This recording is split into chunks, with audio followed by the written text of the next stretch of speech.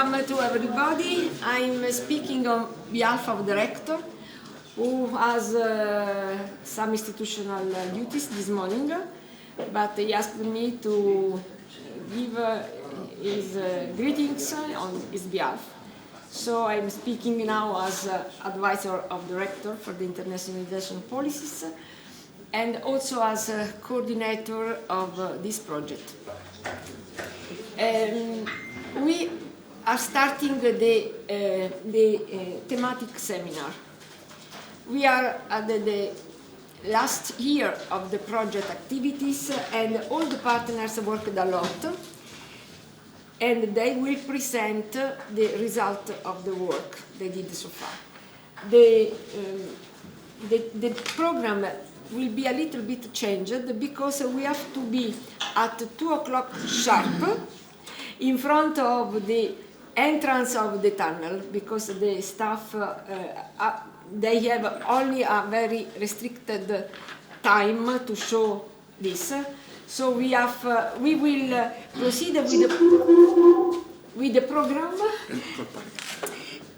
program. And if we see that we are in delay, we postpone that activity to the after the visit to the tunnel.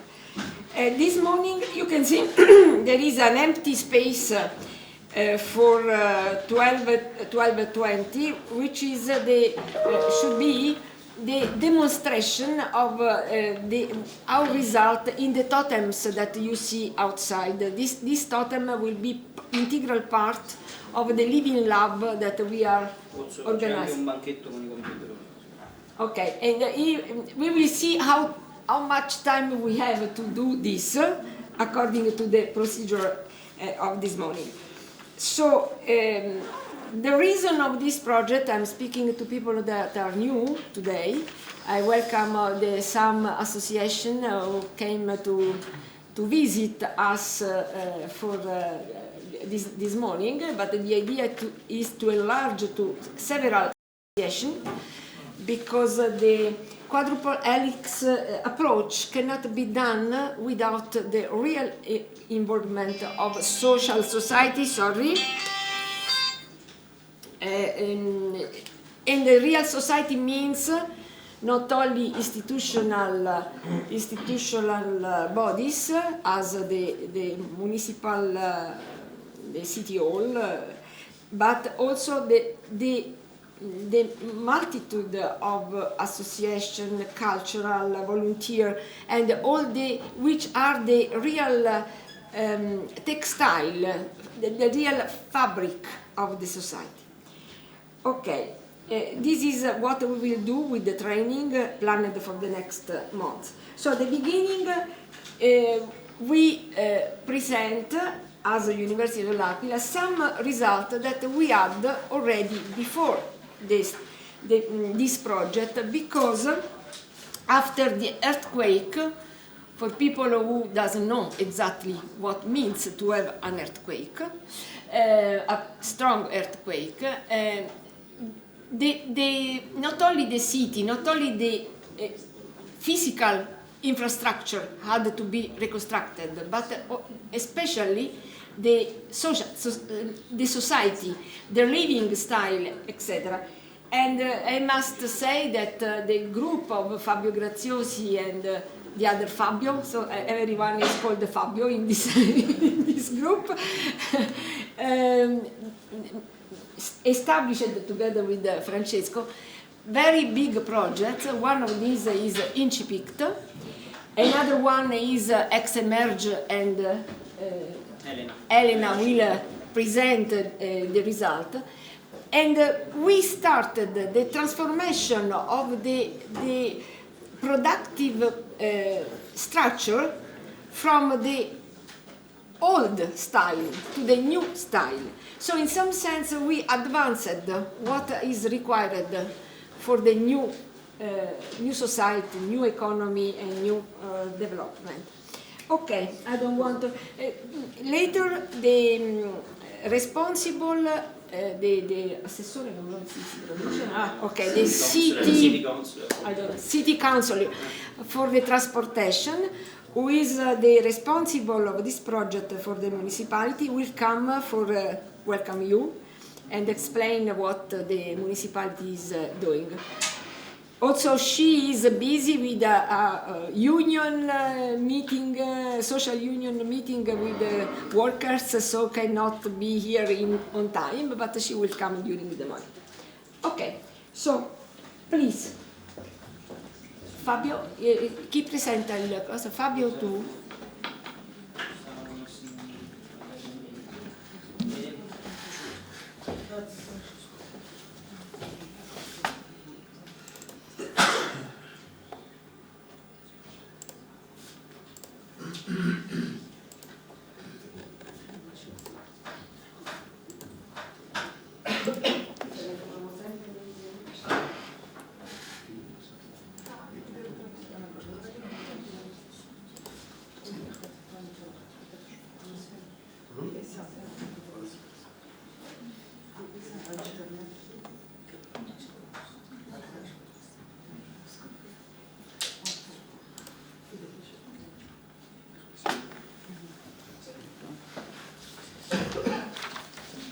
So good morning, everybody. My name is Francesco D'Arquini. I'm the ICT expert of this project.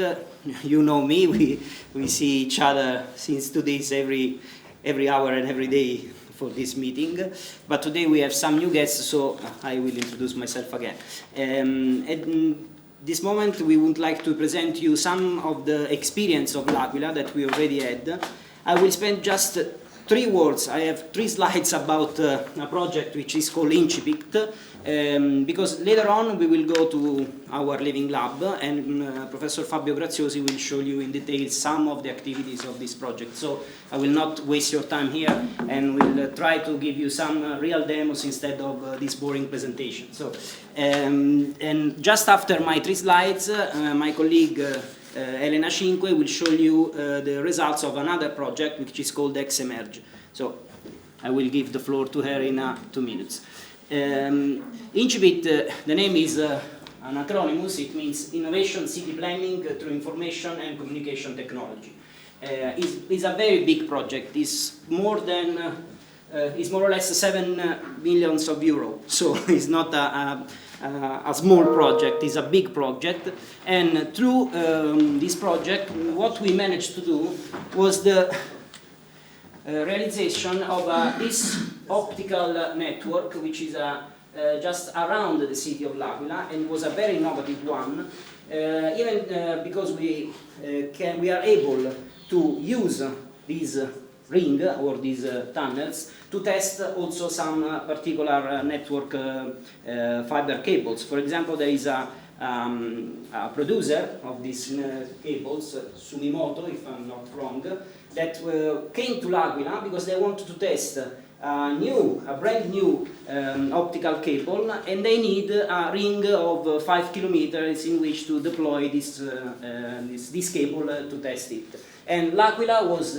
I think, the only city that can provide this ring without doing any work. I mean, just going down inside the smart tunnel, which is a very huge thing that we realize here in l'Aquila. And today, in the afternoon, we have the opportunity to visit this smart tunnel. So we can go down the city just for a short section of the tunnel, but is not important where, because all the sections are more or less the same. We just want to show you how it's made and how it can be used to test some new prototypes and so on. So and another important thing that we made with the Incipit project was the testing and the trial of the 5G. Now 5G is available for everyone, but here in l'Aquila we started 4 years ago, I think, the start of the 5G, and it brings us many companies. One of these was ZTA,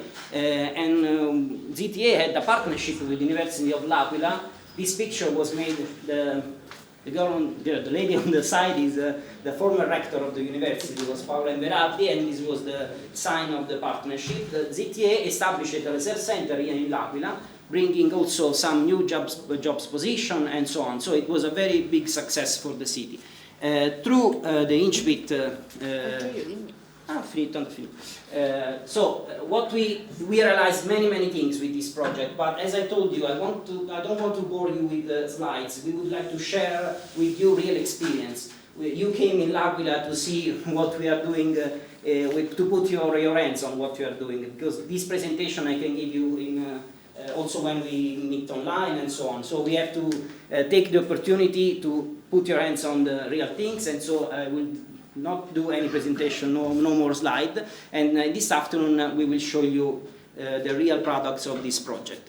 Now I want to leave the floor to my colleague Elena, which will talk about Emerge, which is another project established in L'Aquila. I was forgetting, for sure, Ninchbit is not the only project that we had, and it can be related to MedCode. We also had another three. Emerge will be explained by Elena, but we also have those two projects, which is Digital City Challenge and Intelligent City Challenge, in which the University of L'Aquila and the Municipality of L'Aquila collaborated together to make the city more digital as possible. So we were selected among, I don't remember, I think 150 cities in Europe. Second one, the digital cities in Europe selected only 15 cities.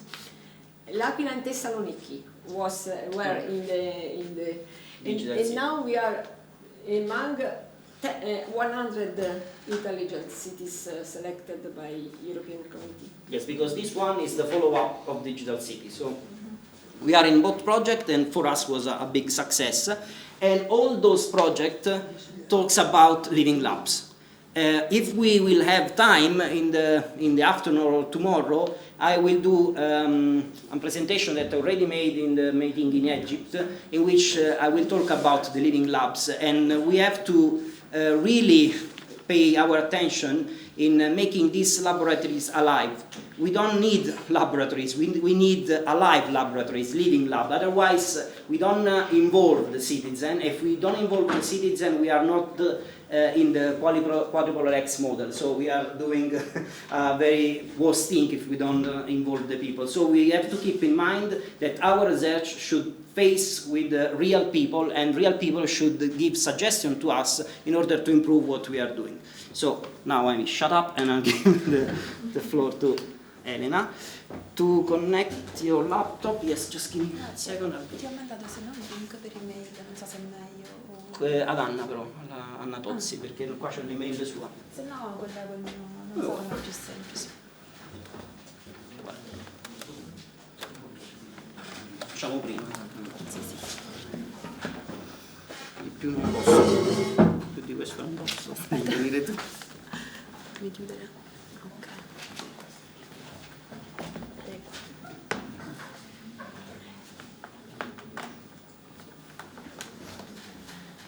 Massimiliano se n'è andato.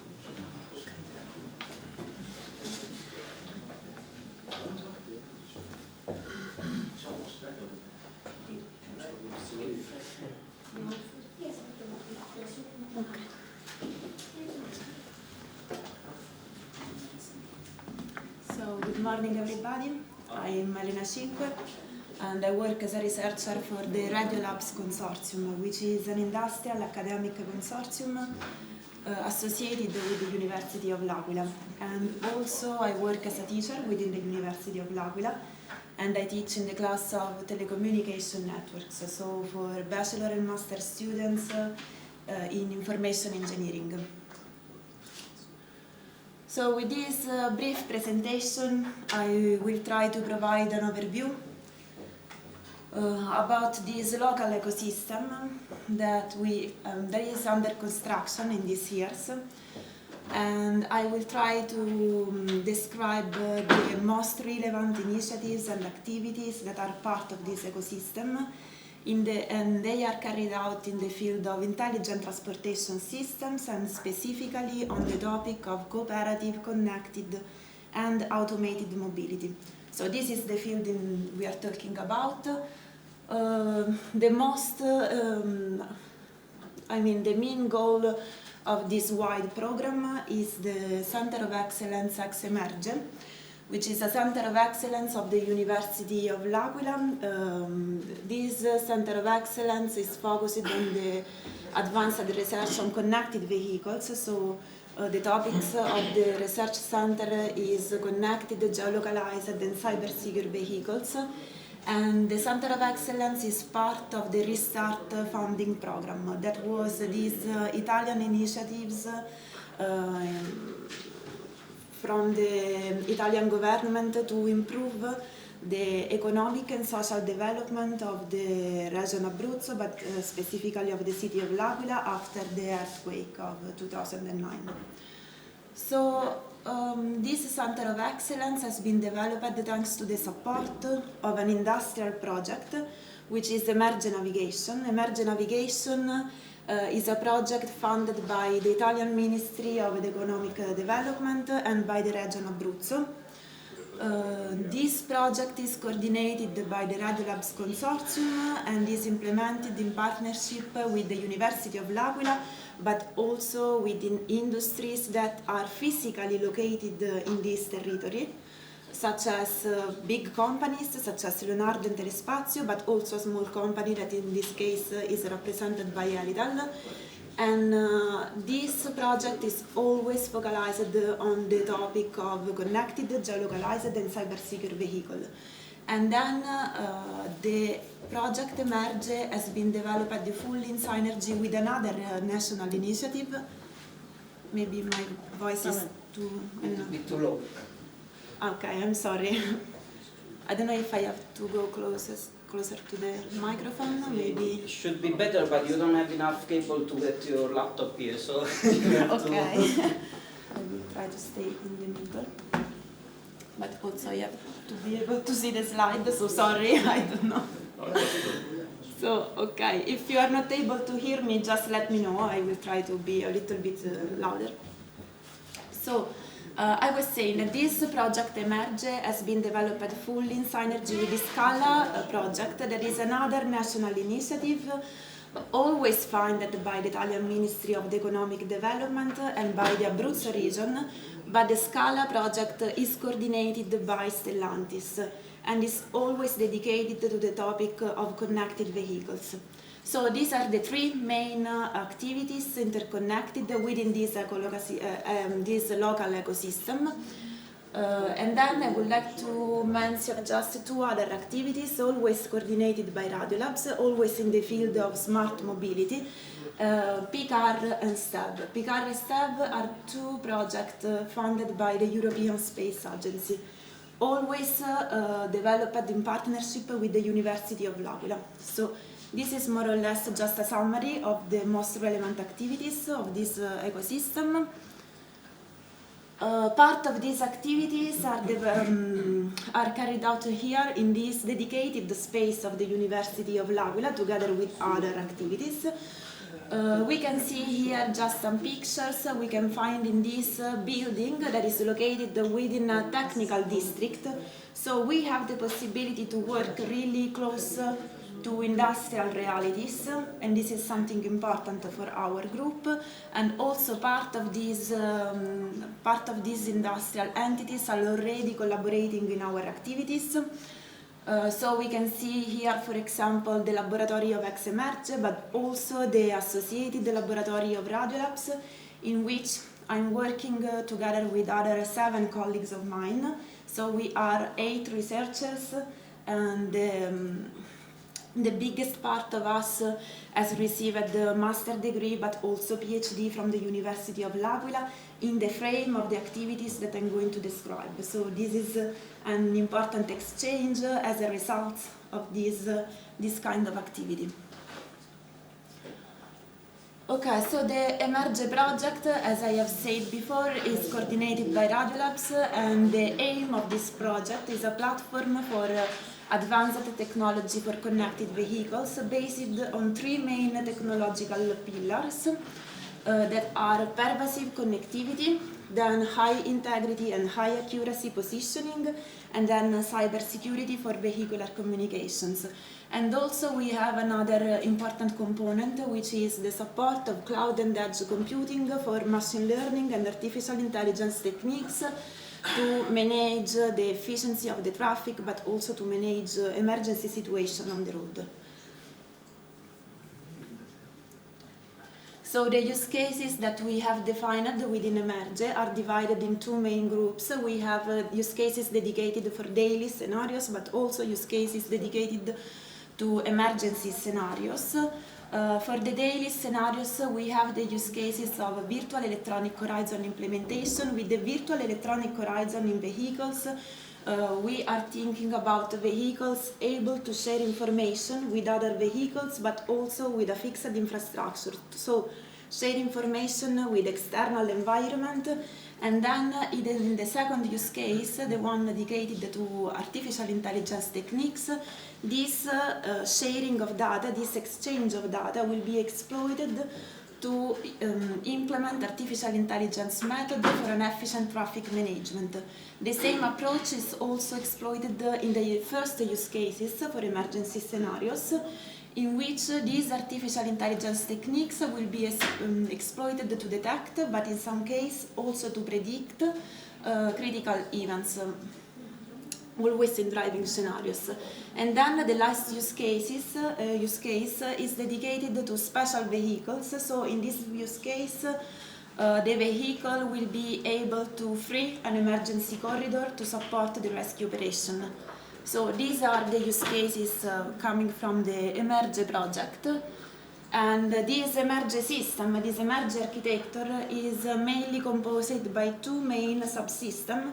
So we have a part for the ground, so in which we have the ground center, remote server, so the cloud computing part, but also edge computing part. And then we have the onboard subsystem, so the subsystem integrated on the vehicle. And here we can see an example of a first vehicle that we are using in Emerge for our experimental trial. These vehicles, as we can see in these pictures, is already prepared to be integrated with all the needed equipment. However, the integration work is still ongoing.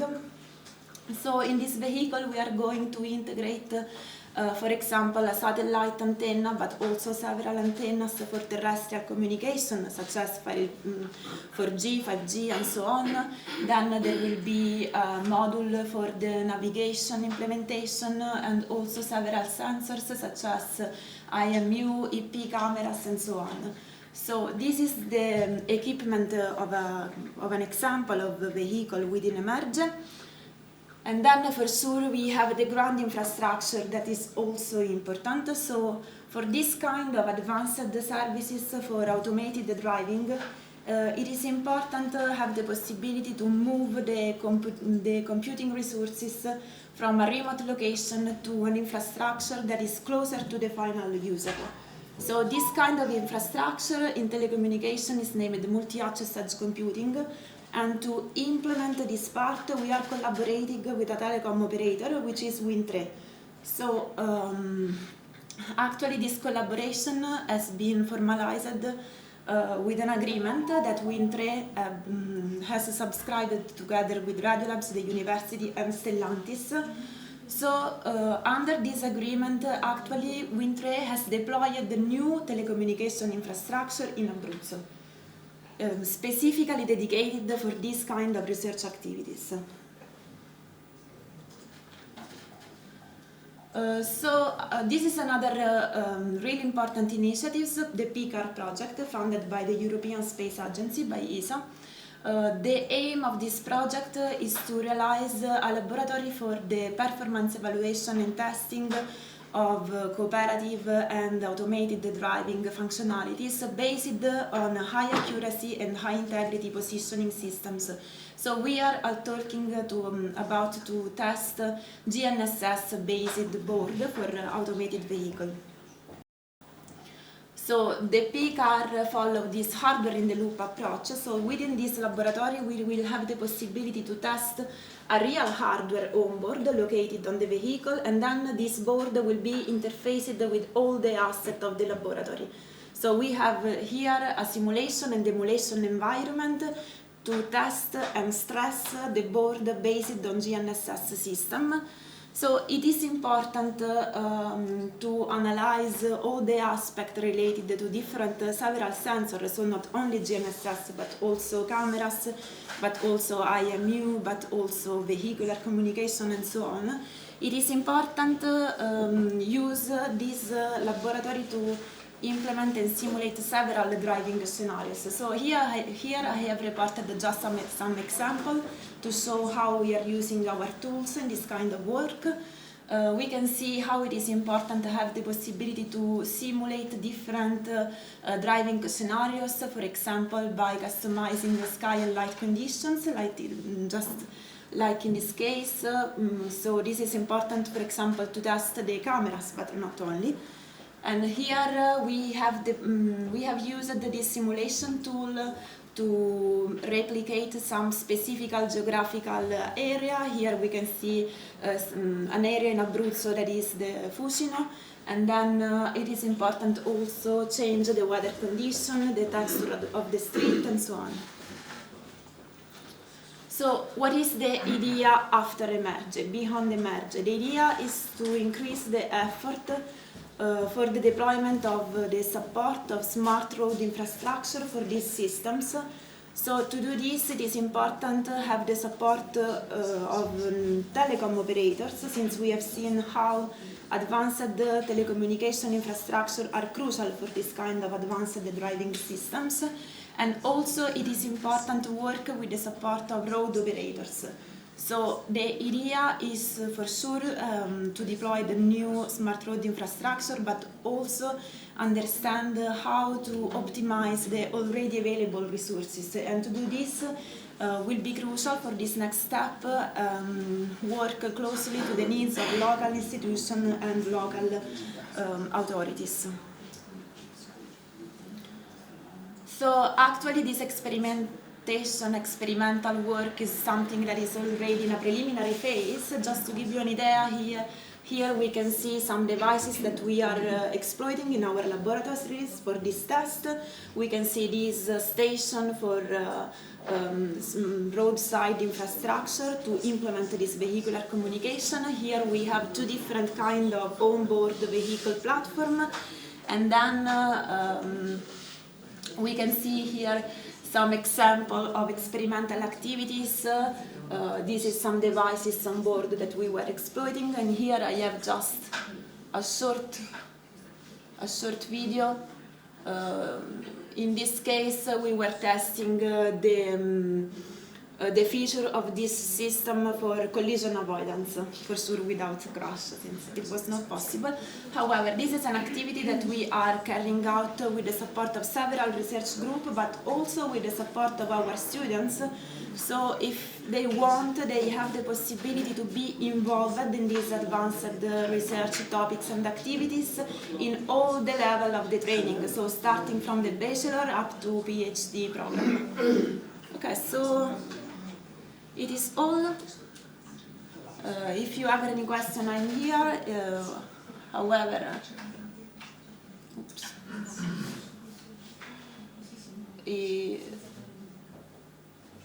Okay.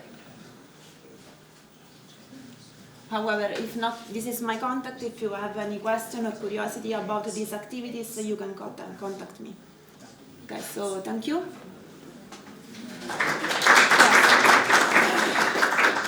I think it's an interesting presentation. What I saw that did you apply a 6G technology? Because you mentioned 5G and 6G. Yes, 5G. Because I think 6G now it's under research and under.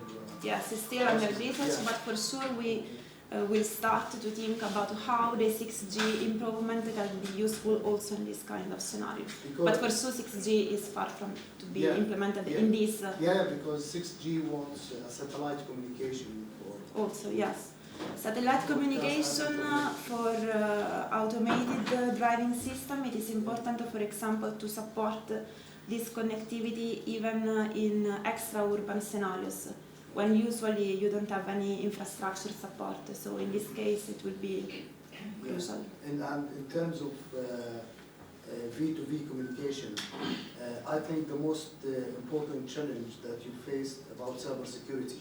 Yes. Because the system it has to be secure to work well. Yes. Secondly, I think V2V technology faced lots of challenges especially if there is something the system cannot detect, maybe suddenly goes to car and fails the car, because I think many countries prohibited the V2V technology to be implemented inside some countries.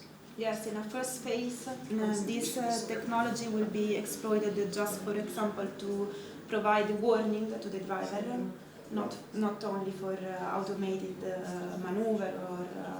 And then when all the system will be type approval, for sure it will be something in the future that. Yeah. Okay. I will get a discussion with you after. Okay. Because it's an interesting topic. Thank you. Thank you. Thank you, Elena. Okay. I will introduce you the counselor of the city measure who has the responsibility of this project. So Dr. Giuliani, Paola Giuliani. It is a pleasure to have her here. Please. So you have here Greek people, Jordan people, Palestinian, Tunisian, Egyptian, and there are also people who pretend not to understand Italian but they understand Italian.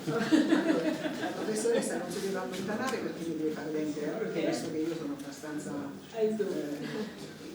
impreparata.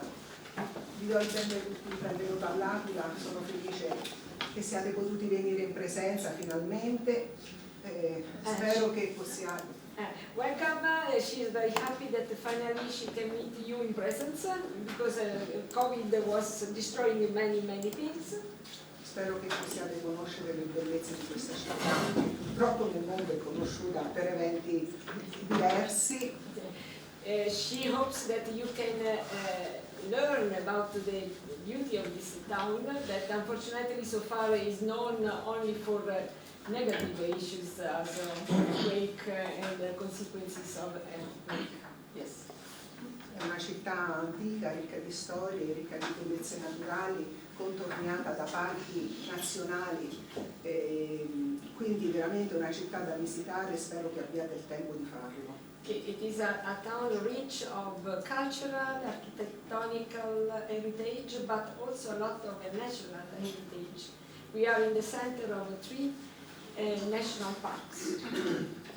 È una soddisfazione avervi qui perché questa città che ormai è conosciuta come una città in ricostruzione, con la vostra presenza e con i progetti che portate avanti insieme alla nostra meravigliosa professoressa Rozzi, dimostreremo che è anche la città della scienza, la città della cultura, la città della rinascita globale. She says that the town is now known for the reconstruction resilience, but she would like you understand and see directly that the reconstruction is not only physical, but it is social, and through the help of science, technology and research. Quindi, oltre al benvenuto dell'amministrazione comunale e del sindaco che si scusa per non essere potuto intervenire questa mattina, ma in concomitanza c'è la visita di un ministro dello Stato, quindi è stato costretto a presenziare all'altro evento, però vi diamo il benvenuto e soprattutto buon lavoro e fate buone cose. She is welcoming you also on behalf of the mayor of the city, who is unfortunately busy because our ministry came here, so for institutional hierarchies he must be there and cannot come here. But she is bringing the greetings and welcome and good luck for this project. Grazie.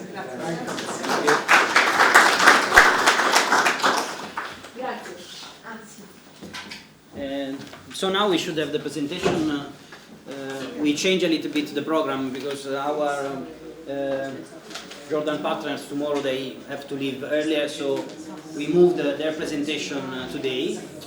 And so I don't know who will present. Will present remotely or? Somebody will present remotely, but if she Okay. is not connected, We are a little bit. Rafael will If you are here, you can do your presentation. It's okay.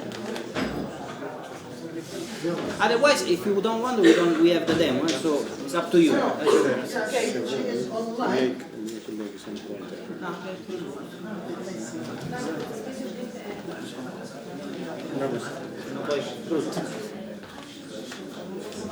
She is connected and from Jordan she will give Now? presentation. Okay. Oh, sorry. Hello. Okay. Thank you.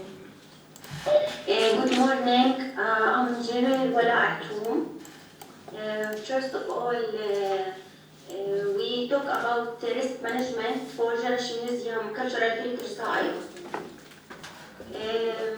First, we mentioned to define of a museum. Museum all kind containers that preserve the memory of society, its history and its cultural heritage. They also represent important cultural heritage and educational center, and they have the important role in instilling of sense of belonging, strengthening national identity. The museum also have another role in cultural between different civilizations and bridging the gap between them general and complex framework that tells a story of a man, how he lived, how he thought, and how he developed this life, art, throughout its history to Earth.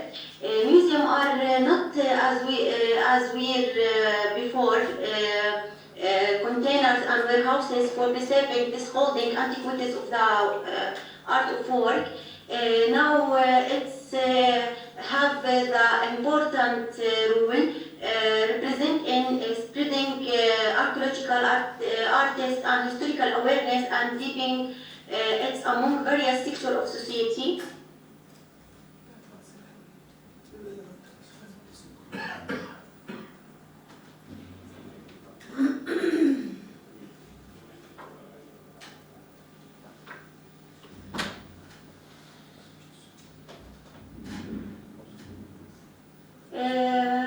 First, we identified the Jerash Museum. It was established in Jerash in 1928, according to the Department of Antiquities. It's basement of the temple of Artemis to display archaeological finds that were found in Jerash, in addition to the mosaic painting. It was considered the oldest museum in the Jordan until the Jordan Antiquities Museum was established in Jabal Qal'a in Amman, when the important artifacts were transferred there. Later, the museum became concerned with the archaeological find in Jerash region, and it's developed from outside and inside. And the new display cabinets were added to take into account new pieces found in different areas from the Neolithic period until the Mamluk period. These pieces were displayed in a chronological order and according to the items and daily uses. Cultural heritage is treated by the environmental condition, natural disaster, and the human sword hazard. However, this treat depends on a frequency of natural disaster occurrence, magnitude, duration, and duration impact of area when it's considered with the natural disaster.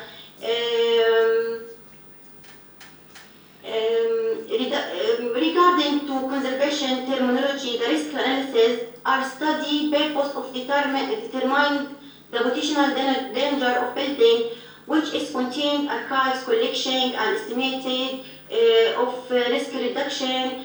What way damage was the historical building, the object on it, the staff and the visitor, to taking this damage in account. To potential hazard must be researched in the study. All destructive factors must be defined and prioritized, determined in mind. All staff who are responsible of cultural heritage protection must be educated about the detective risk, and emergency situation must be planned, and practice must continue in mind.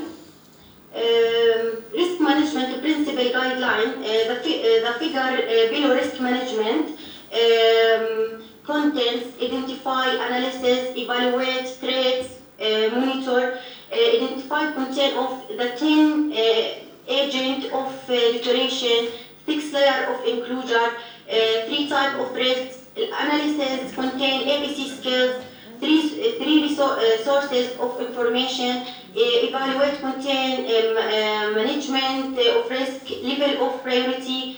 Trade contain 5 stage of control, 6 layer of enclosure. Finally, monitor. Location of Jerash Museum is located in Jerash. The city was located in government about 48 kilometers from capital city of Amman, in a figure shown.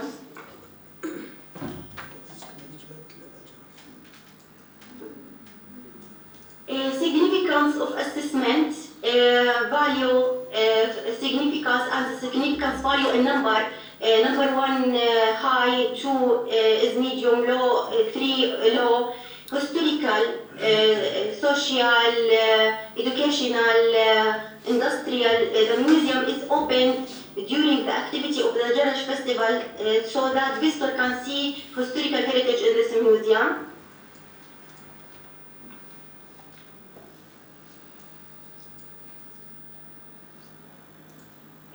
We mentioned the mean of the risk.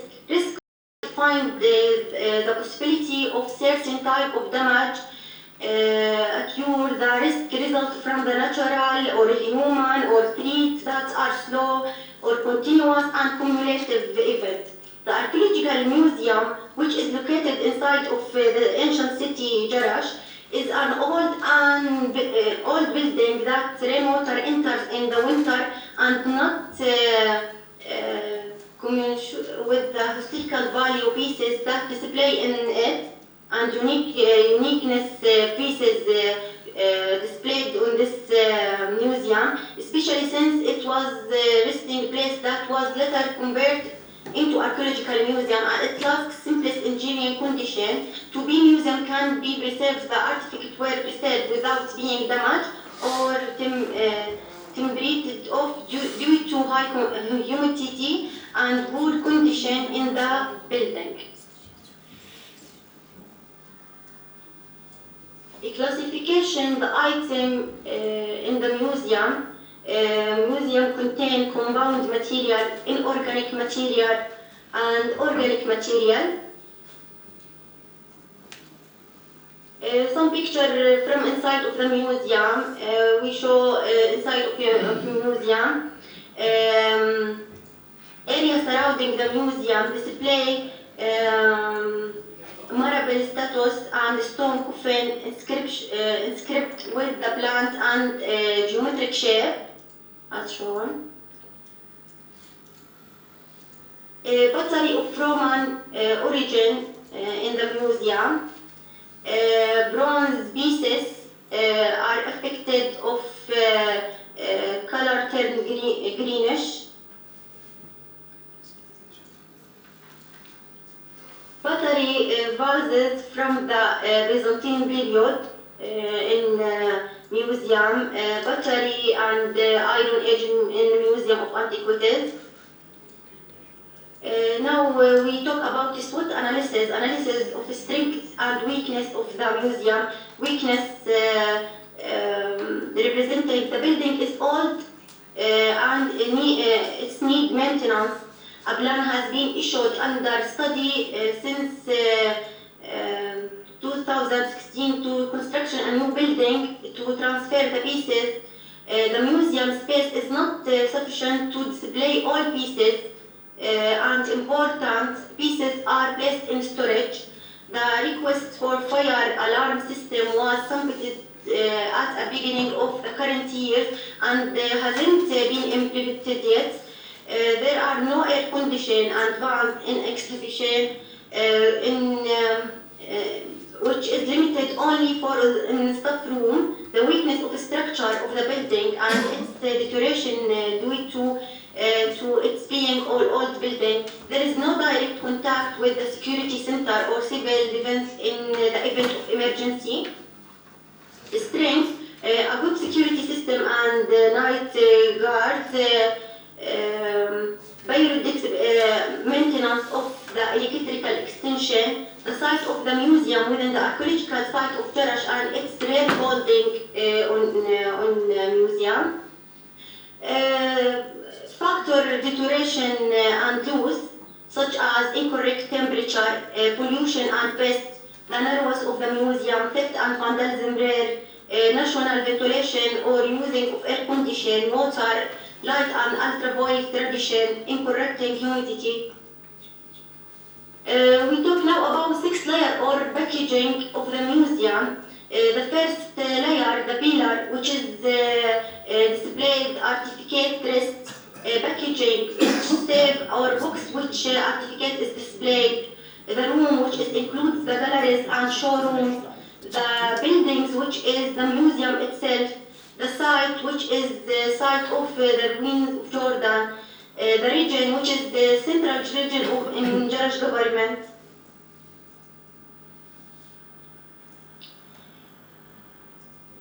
Now we're talking about the 3 types of risk cumulative event, common event, or rare event. Cumulative events such as varying temperature, incorrect relative humidity, light and ultraviolet radiation, pollution, pest, wind, and visitor.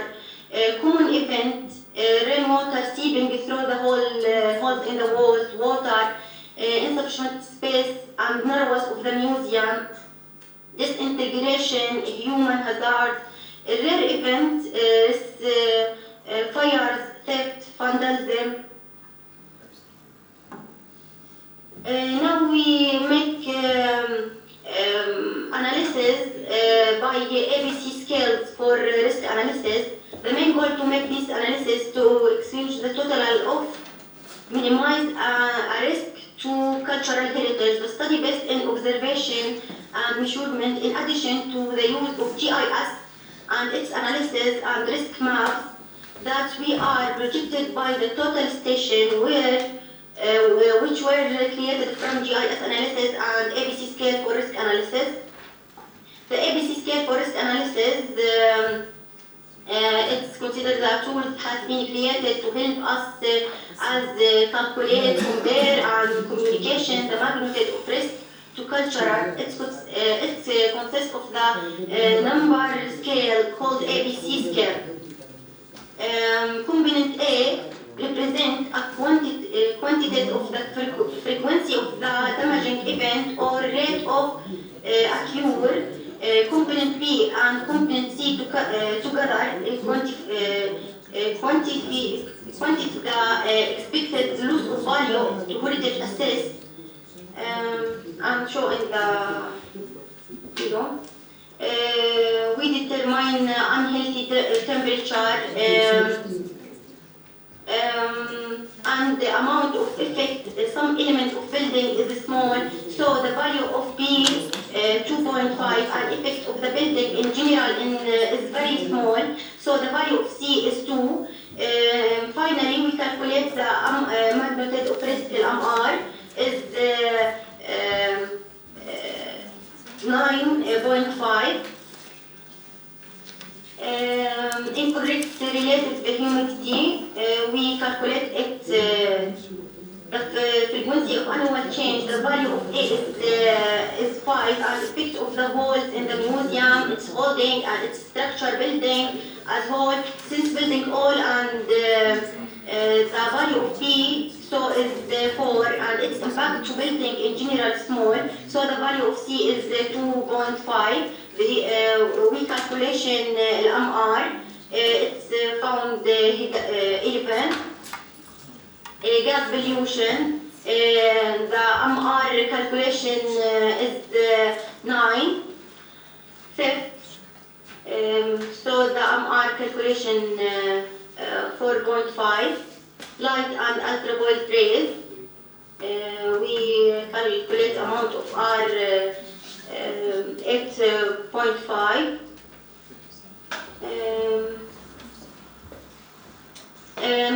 Finally,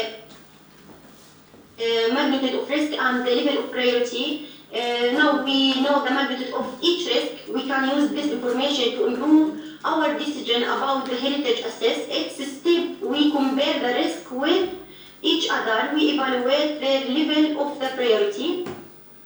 In figure show the amount of risk and the level of priority.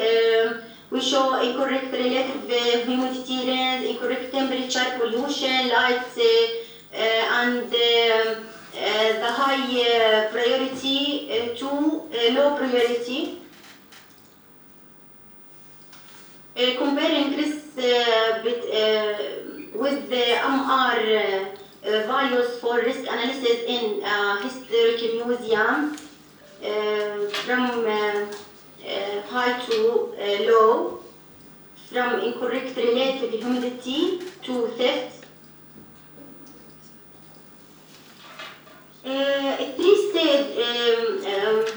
Step 3, we have 5 stages on control. The first stage, avoid of risk, block, detect, response, recover. This 5 stage of control. Comparing between the layer and stage. For each risk to be treated, we use the table like one below to help us think about the possible option in systematic way. At each layer of enclosure, we thought about which type of action or stage or control could be introduced or improved. Remember that it's not necessary and sometimes not even possible to fill all cells in a table. Combining with the table show combining between layers and stage. Preservation rediscovery, but it's more diverse and effective in application of his method, defined as a direct or indirect interpretation process or masterpieces or in collection artifacts to ensure this sustainability, including preservation. Calls today to think about in the first thinking of the museum collection rather than the single masterpieces. Think about architectural of building rather than the whole. Think of week, years rather than day. Thinking on integrated work team rather than single individual. Thinking on long term rather than direct cost. Thinking in plural rather than singular. Think on a sum of damage factor rather than a single factor.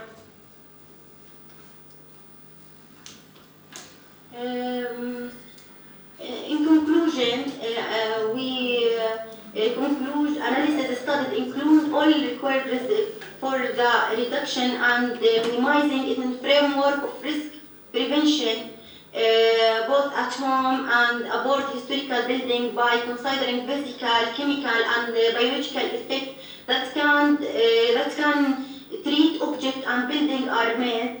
This risk analysis studies not after but before the disaster is the museum will supply fastening the precaution for protection process, development and expansion risk analysis studied all over the country will help increasing the cultural heritage protection awareness.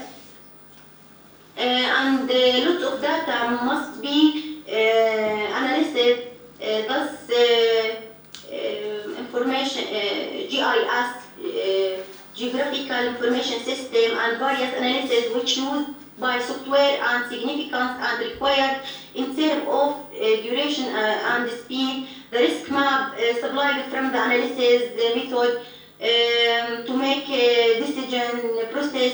This kind of analysis can be used to protection, archives, library, museum, tangible cultural heritage, and artifact intangible material. Just thank you. Thank you.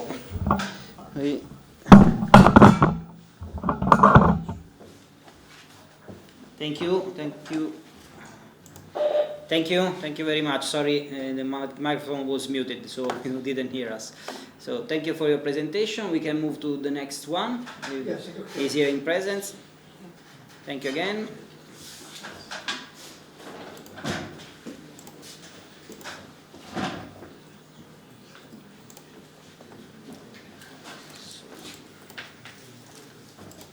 Is this one? Article what? Sì.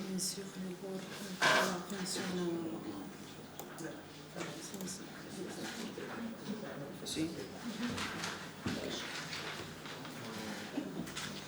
Okay, I have to check the, sorry, which screen is shared, just a second.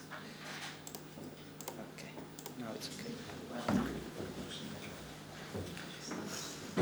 Good morning. I am Khalida Al-Rawashde, a member of Al-Balqa Applied University. I will present an investigation with the title of The Effect of Nanoparticle Zero-Valent Iron on Anaerobic Coagulation of Olive Mill Wastewater and Chicken Waste. Actually, the innovation of this investigation was initially to provide a new technique in the term of wastewater management and recycling. And this study provides a new specification in the term of enhancement and anaerobic coagulation by addition of nanoparticle zero-valent. Then identified the effect of various size and various concentration of nanoparticle zero-valent on anaerobic digestion, and finally identified the optimum concentration and the optimum size of nanoparticle zero-valent in the term of enhancement and anaerobic coagulation and biogas production, methane production, and the removal efficiency for the incontaminant. Before this investigation, we reviewed the previous study, and we obtained that Jordan have high quantity of olive mill wastewater after each olive harvesting season. Also, we obtained that the coagulation of olive mill wastewater with a chicken manner hence to open a new technique to waste management at the same time as a new source of renewable energy.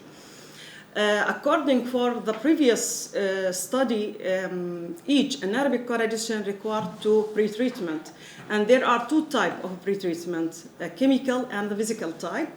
Also, they tested the chemical type of a pretreatment by added a previous and various heavy metal, and they reported that the iron have a good impact and improve the efficiency of anaerobic coagulation.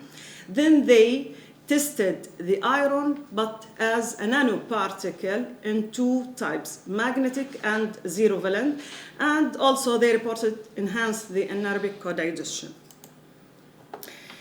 Also, according to the previous studies, the zero-valent iron act as a cofactor in an enzymatic reaction.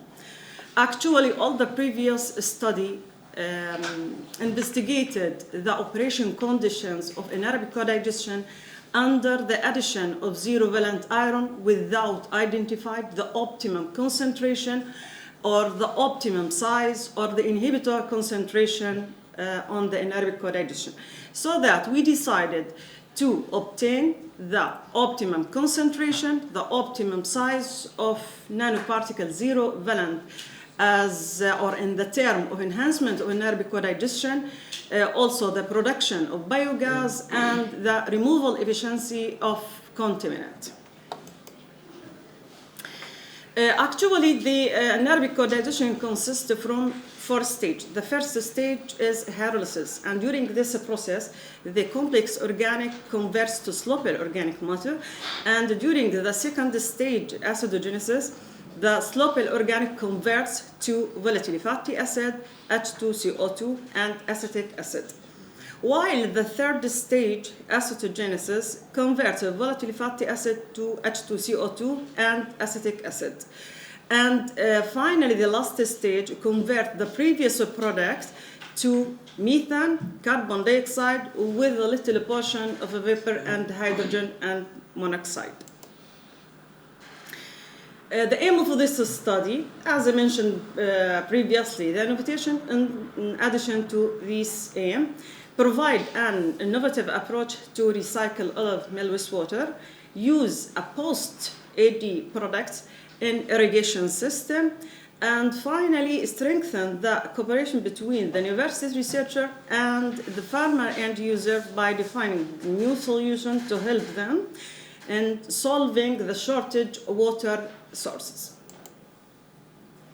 Methodology consists actually from 3 stages. First stage is a physicochemical analysis, and this analysis consists from a set of analyses as the approximate analysis, which consists from total solid, volatile solid, humidity, fixed carbon, ash, and all of these tests were analyzed by the TGA, carbon, hydrogen, nitrogen by CH analyzer, volatile fatty acid by GC analyzer, phosphorus by spectrophotometer, iron by atomic absorption spectroscopy, and for total solid and total COD and sloped COD by thermoreactor, nanoparticle zero-valent iron in the term of characterization and the structure size.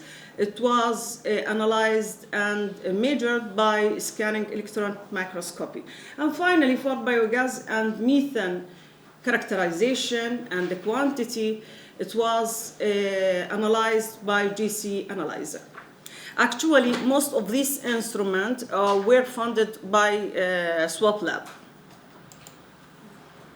Also, during this stage, we calculated and investigated the enhancement in hydrolysis percentage and acidification percentage, because these factors act as a critical factor in the stability of anaerobic co-digestion. And both of these factors, based on the level of conversion from total COD to sloped COD, volatile fatty acid, and methane.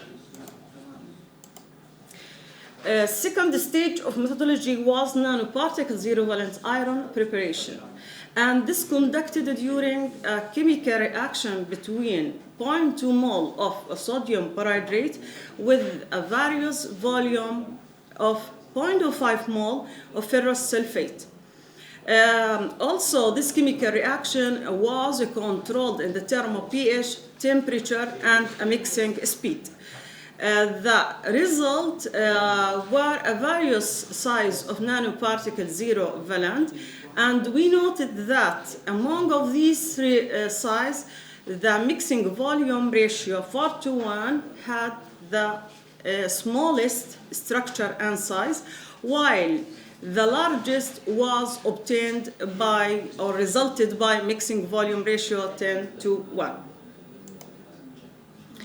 Last stage of methodology was a biochemical methane potential test, and this conducted by 1 liter vessel with about 200 milliliter of working volume, and each of these vessels were connected with gas bag, pressure gauge, and thermocouple in order to obtain the reaction volume as a daily and accumulation.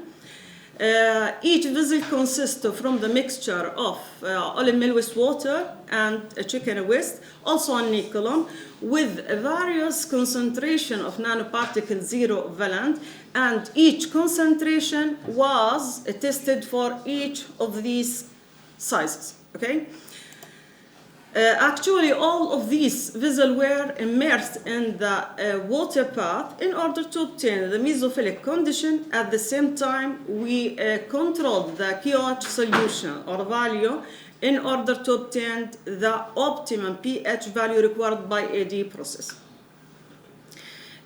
This step reports all the physical and chemical characterization, and based on this value, we decided to use about 78% of olive mill wastewater with 22% of chicken waste, and this based on the optimum organic load and optimum humidity as required by AD process. The first result was obtained for the hydrolysis percentage, and actually this percentage is tracked by calculation the local COD concentration, and it was tracked after first day, 6 days, 15 days. And among all of these days, the maximum concentration was obtained after 6 days. Also, we noted that the small concentration or low concentration and the small size of nanoparticle zero valent was enhanced hydrolysis and the COD concentration, while the high concentration didn't much improve it. This table reports all the hydrolysis percentage, and we can know that for mixing volume ratio more than 6:1, which has a large size of nanoparticle zero valent, actually didn't improve the hydrolysis percentage in comparison with the control test. The same thing was obtained for the percentage acidification, and this was tracked through acetate concentration. We can see the same behavior after 1, 3 day, 6 day, and 10 day, but with different levels or the maximum value obtained. And actually, the result in these figures show that the concentration lower or equal 30 milligram of nanoparticle zero valent to each gram of volatile solid was enhanced the acidification stage, while for the high concentration actually had failed. These figures show the removal efficiency of contaminants such as total COD, color, total solid, and a volatile solid. The same thing was obtained previously. High concentration had failed, and a low concentration of nanoparticle zero valent improved anaerobic coaddition, also this stage. Biogas, or this table, show the biogas production as a accumulation value, not as a daily production. And we noted that the maximum achievement or maximum production was achieved by concentration of 30 milligram to each gram of volatile solid, at the same time with the mixing volume ratio 4:1.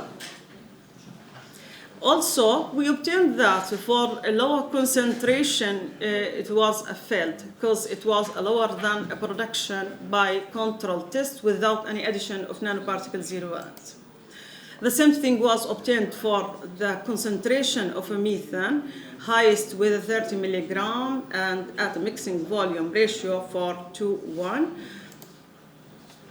Finally, after this investigation, we concluded that the anaerobic coaddition process was improved only by added equal or lower than 30 milligram for each gram of VS, and the high concentration had a negative impact on AD process.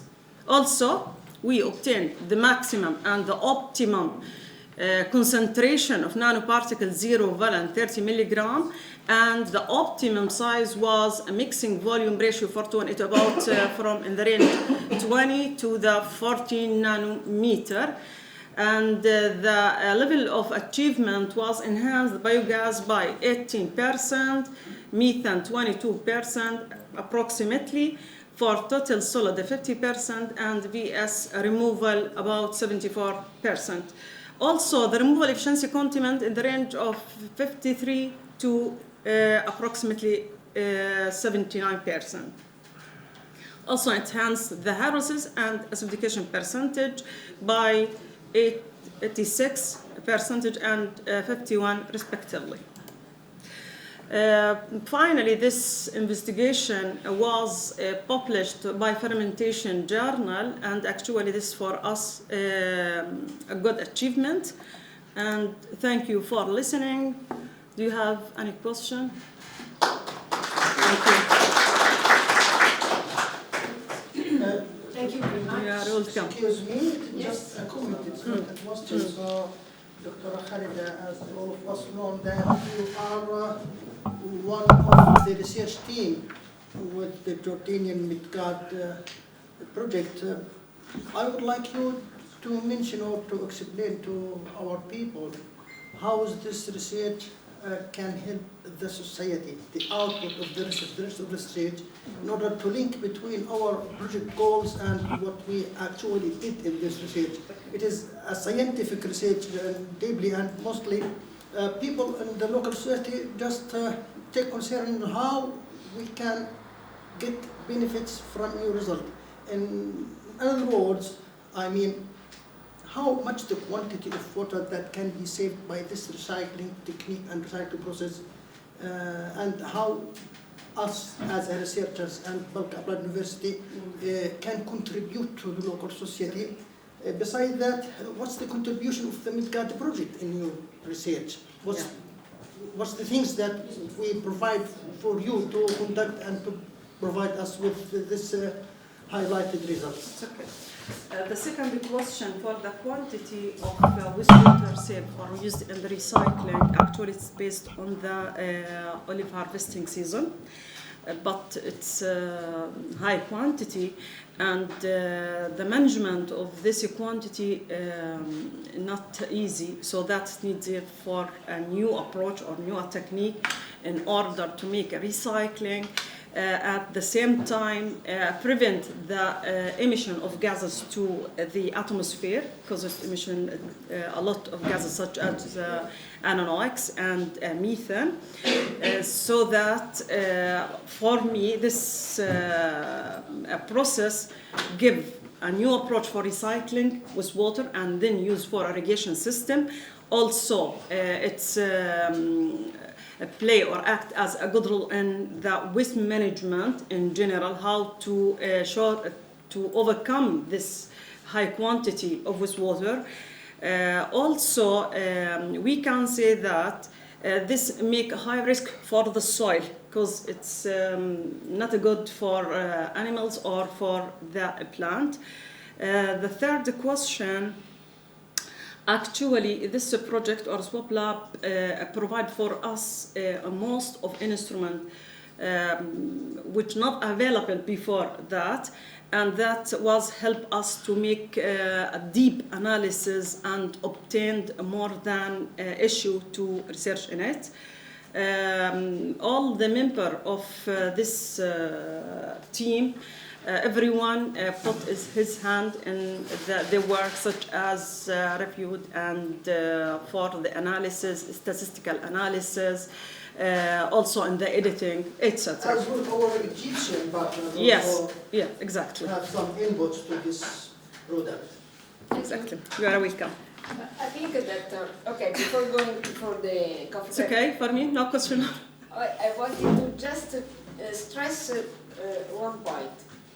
How not only scientific research can help society, can involve society, but also how funds from different sources, integration of funding, as Medipod is within Interreg, Mediterranean Interreg, and are structural funds, so cooperation funds, are not specifically for research, but making this project where Living Lab are involving many components of the society, so research, teaching, and social issues, but also organization of the university.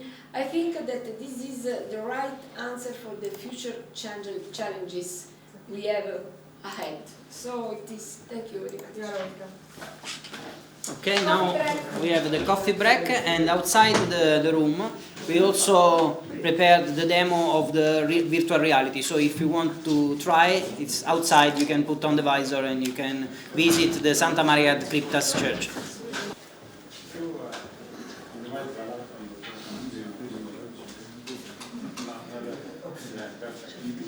Okay, good morning. I'm Petros Samaras. I'm coming from Greece, Thessaloniki. When I came here, I thought that we had the same weather like Thessaloniki, but it seems that it's quite colder here. But anyway, we are getting familiar with that. I'm going to have a short presentation about what we have done during this period. More or less, we have discussed about this questionnaire, which is focused on drinking water consumers in Greece, and we had also a contribution from Jordan, our colleagues from Jordan and Professor Rebi, and we are trying to make some kind of a comparison in the next period of the data and the results we got. The focus on this questionnaire was to see what is the willingness, the attitude of consumers against drinking water or bottled water. And if there are any relation, if there is any relation between the profile and the water consumption pattern of consumers and their willingness to drink water, bottled water, and to pay for that. And this would be very good or very valuable, not only for, let's say, research, our research efforts, but also for the water authority. This is quite important since they might have some hints, some targets in their future plans about drinking water and how they can manage the supply of drinking water, or even the reuse of water, the reuse of wastewater, as we are going to see in the next slides. More or less, we have presented the questionnaire and the targets in the previous meetings. These two carried out in the city of Kilkis. We used around 400 questionnaires. This was a representative sample of the population of Kilkis, and we used several types of questions to develop the questionnaire. 5 sections, each one with different points and different tasks. Section A, questions on water consumption, the water profile of the consumers. Section B, about the quality of water in the region, and so on. These are more or less well known from previous discussions. So we are going to the results. First of all, some factors about the different groups of the consumers, like the characteristics. The 60% were female. Well, it depends on the way that we made the questionnaire and we received the answers, because we made these during the weekends and in front of an open market, so we expected to have more female. Average year, 49 years. I would like to be at that age, but unfortunately I'm older. And education, university educated, and workers, most of them, and in the private sector. This is quite interesting, especially in Greece, since most of us were working in the public sector, but anyway. Living in an apartment, and the annual income in the family, and so on. So these are some general details, characteristics of the sample we used. We will try, we didn't finish at that point the estimation, but we will try to find if there are any relation between the data and these characteristics, and about the willingness of the consumer groups to use different sources of water, tap water, but filtered through a device in their own apartment, or bottled water which is received from some kind of natural sources. And it seems that most of the people that they were asked use water from the tap, but coming through a filtering device. So they prefer to use this type of water, but for some reason they prefer to use it after a filter in their own apartment. Why? Why they use bottled water? From the people who answered yes for using bottled water, there are 2 reasons. First of all, because they don't trust drinking water, and then because they believe that this is safer. But this is when they are outside their houses, when they are abroad. We are here, And I think that I had also the same mentality. Yesterday I was wondering, should I drink water from the tap or should I buy bottled water here? And why I shouldn't drink tap water? I think that, well, I don't know the area, I don't know the place, so I prefer to buy bottled water. But it's very, very easy to find that. You can ask the locals, we can ask Professor Tozzi, can we drink water from the tap? I guess that we can drink it. There's a drinking authority here. They have to follow the European guidelines about drinking water. So I guess that drinking water here has the same quality like the drinking water in Thessaloniki or in Kilkis or I don't know whatever, other places. But still, I was wondering that if I have to drink tap water. And this is a reality. This is, in fact, something that I believe all of us can wonder about drinking water. So when we are at home, we used to drink water from the tap. When we are outside of home, we used to drink water, bottled water. Only, I think, the last year, in Thessaloniki, when you are going to a coffee shop, because when in Greece, when we are going to a coffee shop, usually we have coffee and a bottle of water. Of course, we don't pay for that. The last year, the years before, they just brought bottled water, so we had to pay for that. But now, the last year, they used to ask, do you prefer tap water or bottled water?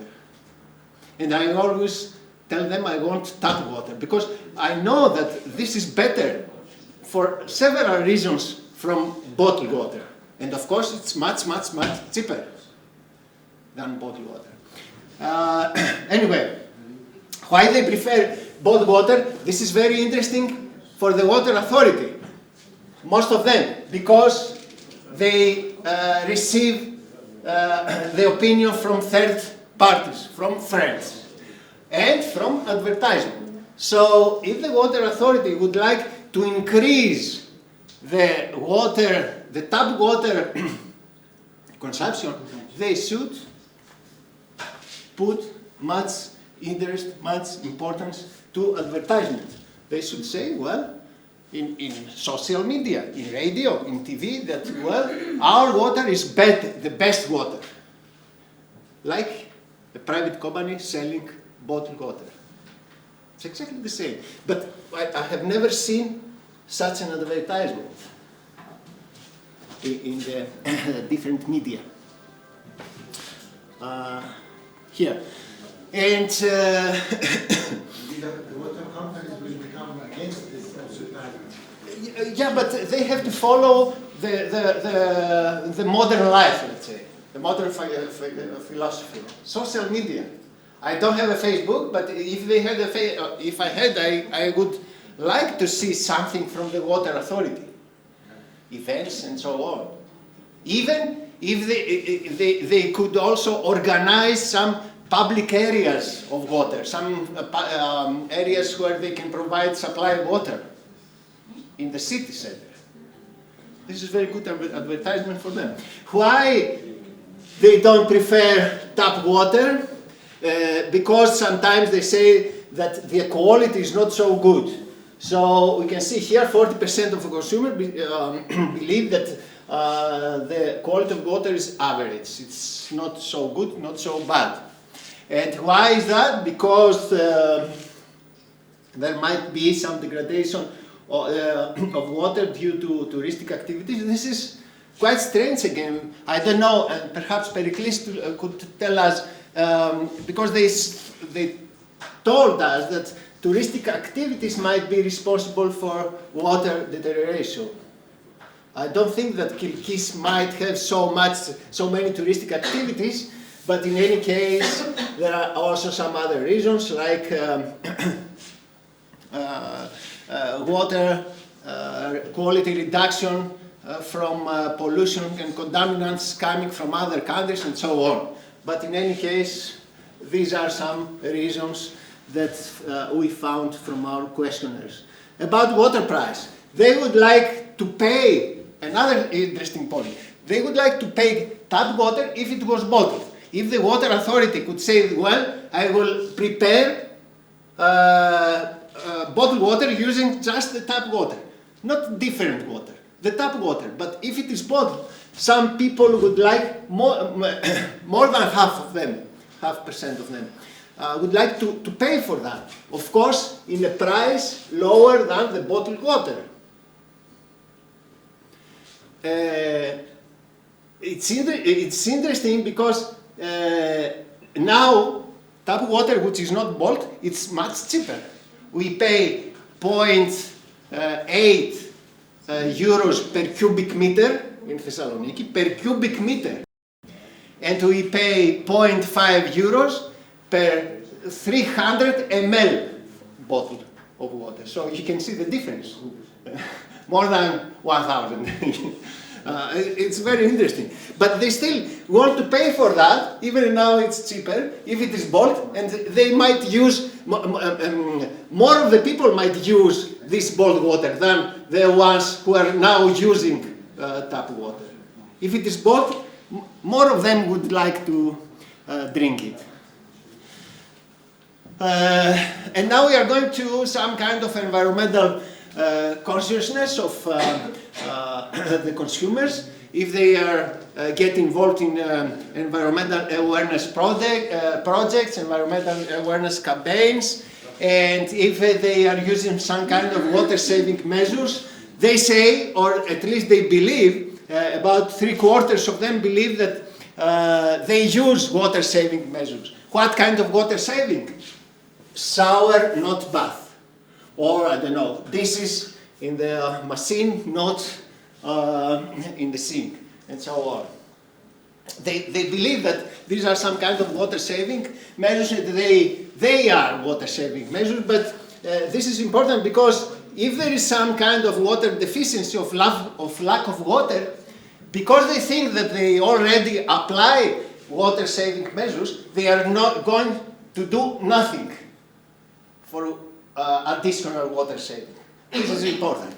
So awareness is again the tool for the water authority to change this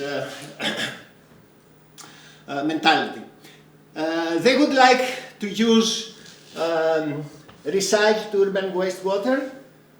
They agree that they would like to use this recycled wastewater, but when we are going to the next question, if they would like to reuse wastewater in different applications, like irrigation or gardening and washing of the balcony or the car, they want just to use rainwater, but not so many people would like to use the other types of wastewater. Rainwater is safer. Yeah, that's true. Drinking water, reclaimed wastewater, it's not so safe, they believe. That's why they don't want to use so frequently. Another point for the water authority, if they would like to reuse the effluent from the wastewater treatment plant. But the point of, or the percentage of reusing wastewater, it's just one point. The other point is that if there are some people who would like to use or to buy food which has been irrigated with reused wastewater, with effluents. Because it's not only to accept the reuse of wastewater, but also to accept the food or the products which have been already come in contact with recycled wastewater. So they say that most of them, you see here 50%, they don't know what to do. They are not in front of such a question. But from that who said that we don't want to buy food products which have been irrigated with recycled wastewater, most of them say that, well, we think that this wastewater is not so clean, so safe, that's why food might be not so safe. In fact, in some cases, food products have been already irrigated with recycled wastewater. And we don't know that. Because when wastewater company discharges their effluents in a river and the agricultural areas beyond the river, beyond this point, use water from the river, then in fact the irrigation contains some water from the effluent. So this is something that a lot of people do not know. And finally, most of people would like to buy water, bottled water, but they also could buy water when the packaging, the bottle, comes from recycled plastic. Of course, they don't know what could be contained in this recycled plastic. Most of us do not know what could be involved in the production of or the manufacturing of plastic itself, not recycled plastic only. But in any case, they could buy something like bottles from recycled plastic. Now, there are several questions. We are still in the evaluation of the results, and as I said in the beginning, we are we'll try to compare our results with the results from Jordan. And these are some of the results. These results will be forwarded to the Water Authority of Kyrgyz, so they can take care, especially of the advertisement or of what they can do for making more, how can I say, for the consumers to trust more the water quality that they deliver to them. So I think, yeah, that was the last slide. Thank you very much.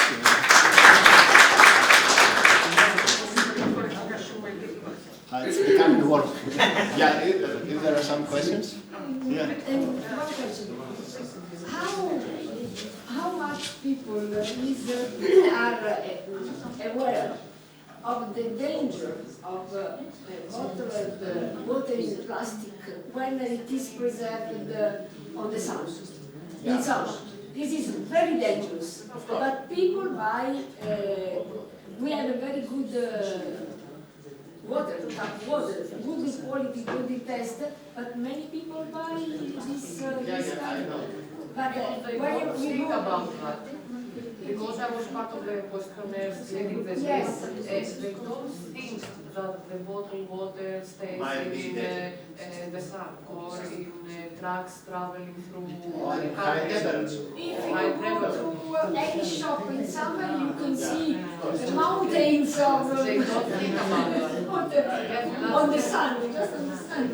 That's not because they don't think and they don't believe that is dangerous. You know that a study in Italy, a gynecologist was just trying to do something, and 2 years ago made a research on the placenta. You know, in the placenta there is a lot of plastic, a lot of plastic. So, please, a question from my student. I'm curious about the recycled plastic. Don't you think the number is inflated a little bit for the positive?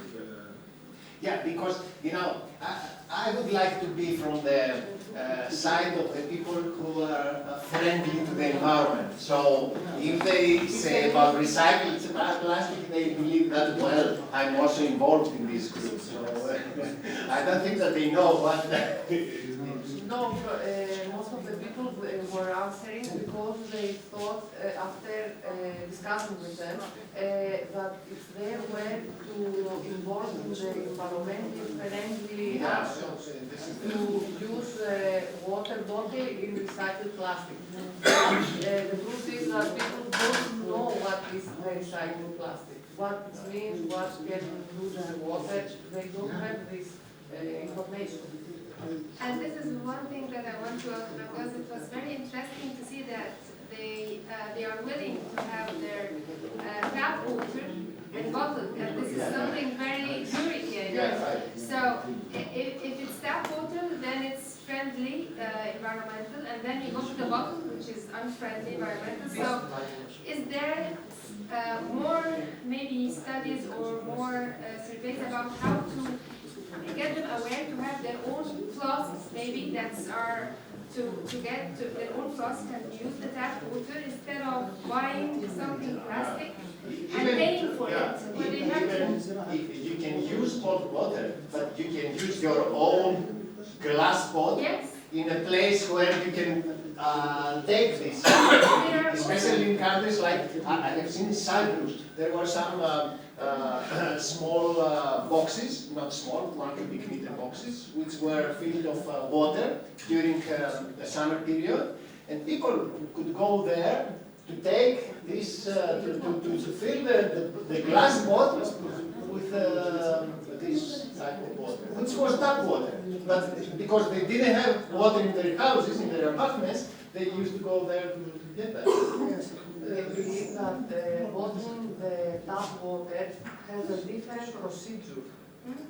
And has better, it would be having better quality for some reason. In their mind, when we are asking for clarification, they were saying, yes, because they have additional treatment and procedures for the quality of the water, so it would be better. Yeah, I know, and this is where I think that it would be a good study to maybe enforce the awareness that they can use. So if you want bottled water, your own water, tap water, then why not use your own bottles? So that would be much cheaper. So they enforce awareness about the environment. That's our purpose of the study, to inform people how about the quality, about recycling plastic, about how they can find information about the water in the area. Okay, just two questions. The first question, how long does it take to finish this questionnaire? How long? The period? From July to September. Okay. Because we would like to see, to find these 400 people different ages, different groups. It was a team of 10 researchers. Make the questionnaires, walk around with people finding in the streets, in open market, and discussing. Actually, this is my second question. So we have 10 researchers. They were trained in the beginning. Okay, the questionnaire. And how did you manage to work with our colleagues from Germany? We send the questionnaire, Okay. we provide them with some guidance on how to feel and how to deal with that, and then they... It's a cross-border questionnaire. We have sent all the partners Yes, we can. Yes, this is very interesting. Yes, we have to. Perhaps you can adapt the questions to your part. Yes, this is what Sometimes different. Yes, thank you. Inside the presentation. Maybe you will switch to this screen when. Okay.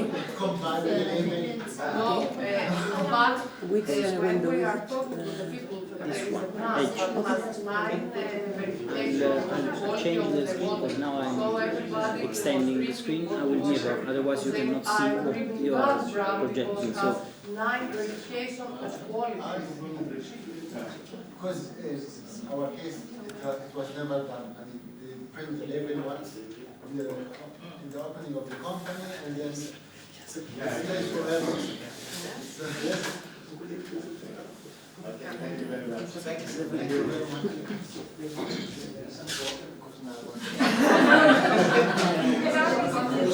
neither works. It's okay. No, it's okay. We're gonna work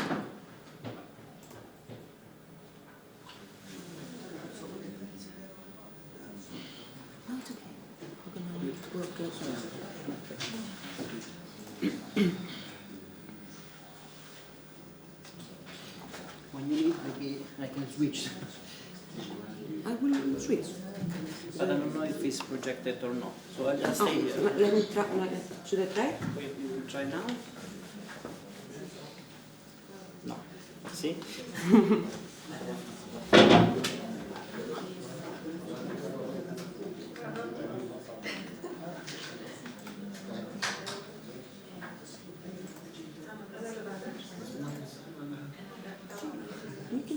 extended so that you can do extended.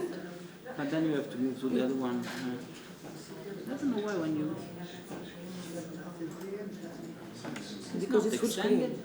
Yes, but now it's not extended. See? Yeah, let's make it extended.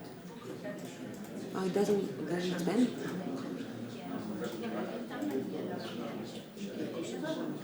Okay. So now it is? No, when you put it in the presentation mode, it changes. So when you put this one, we cannot show, but you can If I move click this. No, you have to do this. Oh, okay. Okay, I will. Sorry. It's okay.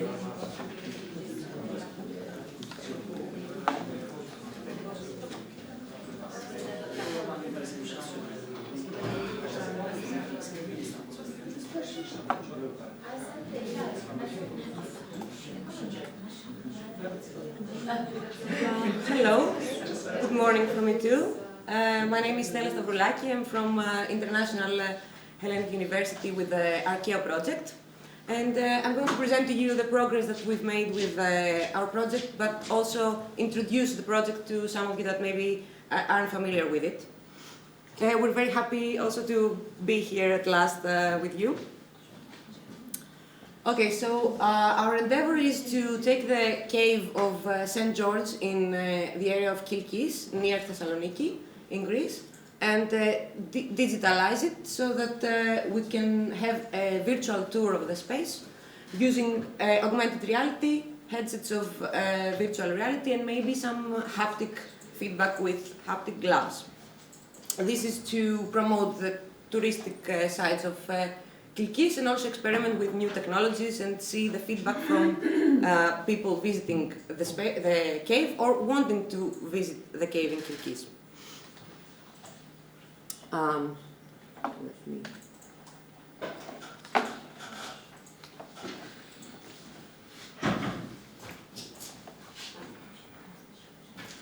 This is the virtual tour so far that we've made of the cave. This is an interactive platform where the visitor can walk around the space, look around it, and it provides texture, depth, and all the features that we want in a virtual environment. This was made with a photogrammetric camera. We scanned the place, all of the space.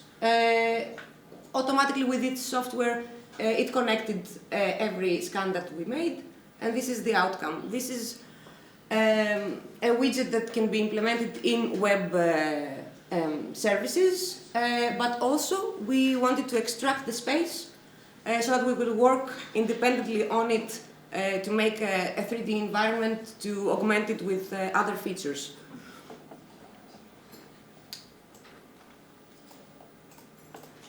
This is the whole cave. It's 1,000 square meters. It's in the 3D environment of Unity 3D, where we can manipulate it and add features, add the artifacts that were found in the cave, which are not displayed in the cave of Kilkis, but in another museum. So this is the original cave. This is our 3D model of the cave.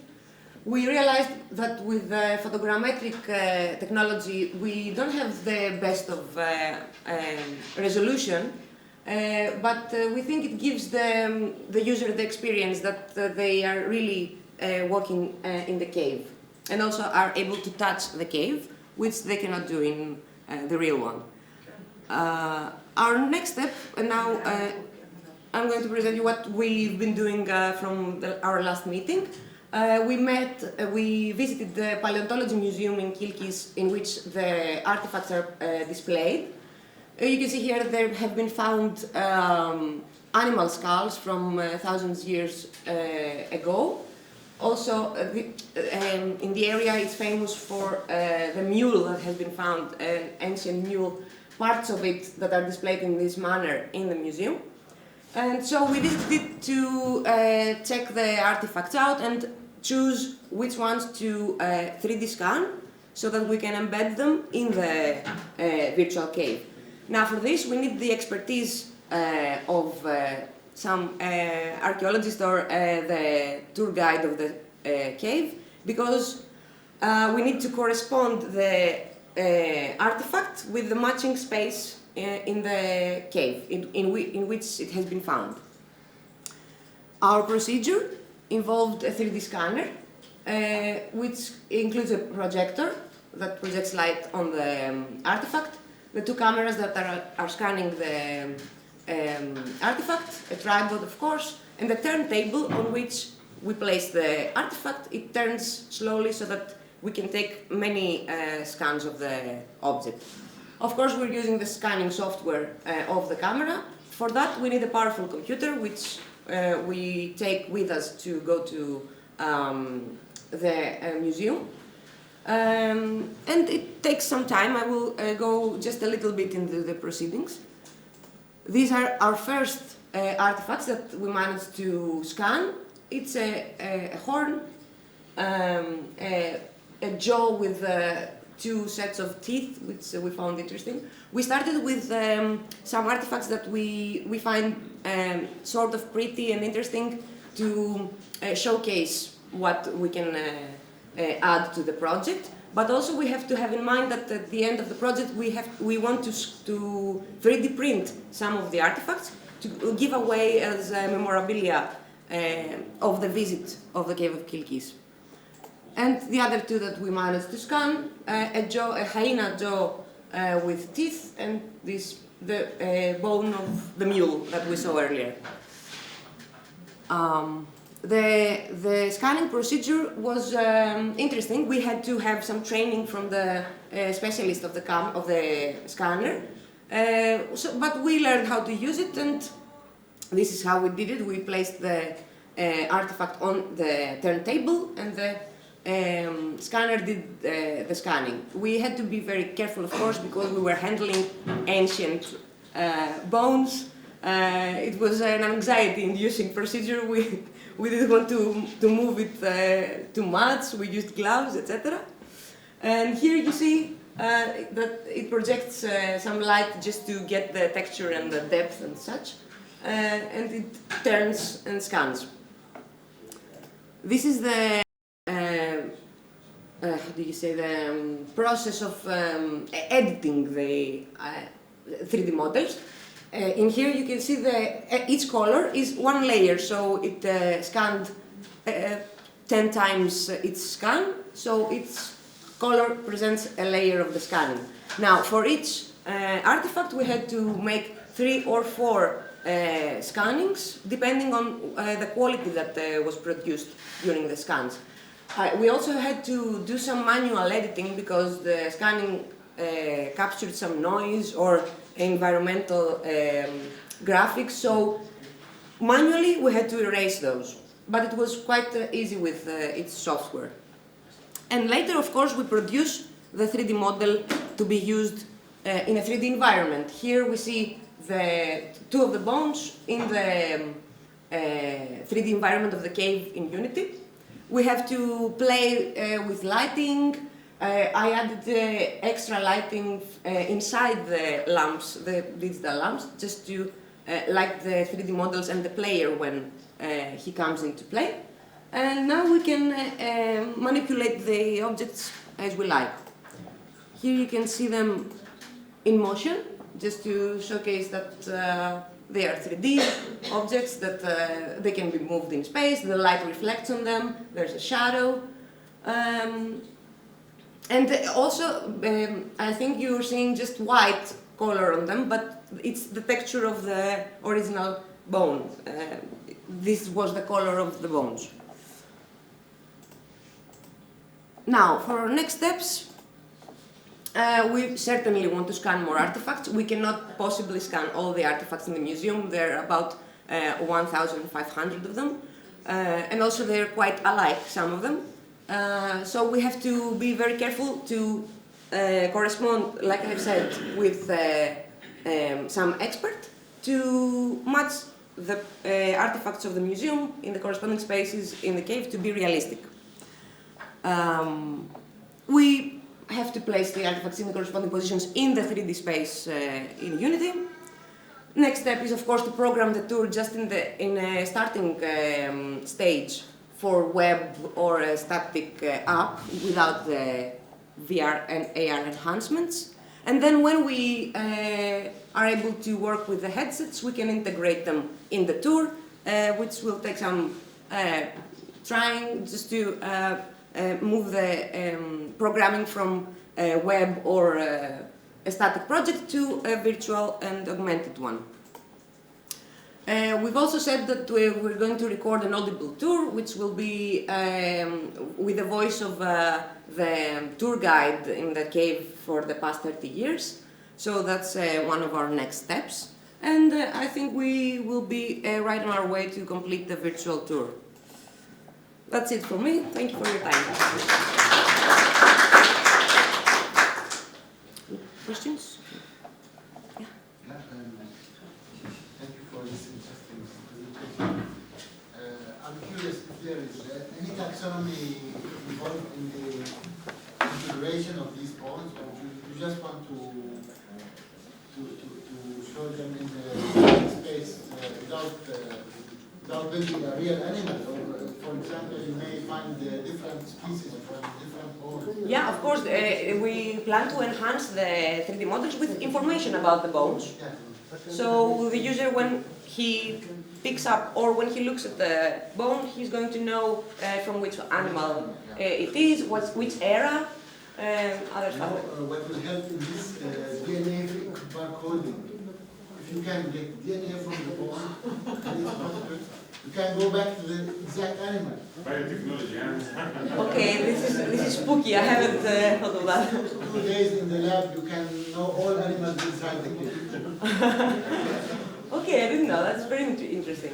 But yeah, we want to enhance we also want to add the haptic gloves. So I think it will be very interesting to pick up the skull or the teeth and touch them. You need 5 milliliters from the bone. That's it. Okay, yes, thank you. You need this? No, I don't. Just the flash drive. Flash drive? Sì.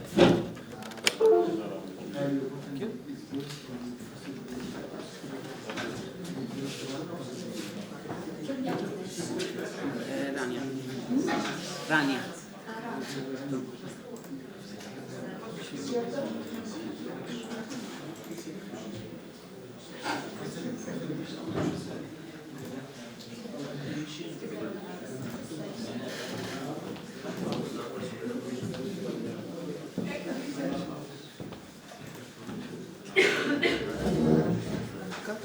Yes.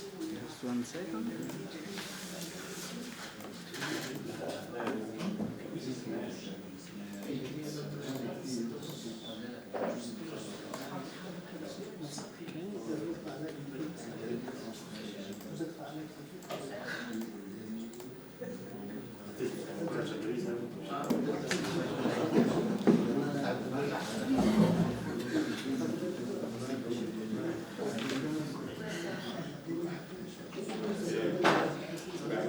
Good evening, everyone.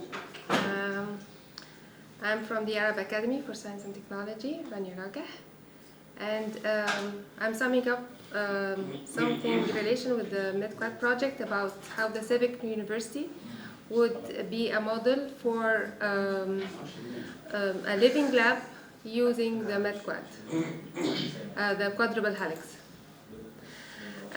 First, Civic University, just a reminder of what's the definition. It's a university that recognizes and prioritizes its role in serving and engaging with its local community. It involves working with the community members, organizations, government agencies to address local challenges and create social, cultural, and economic benefits for the community. And then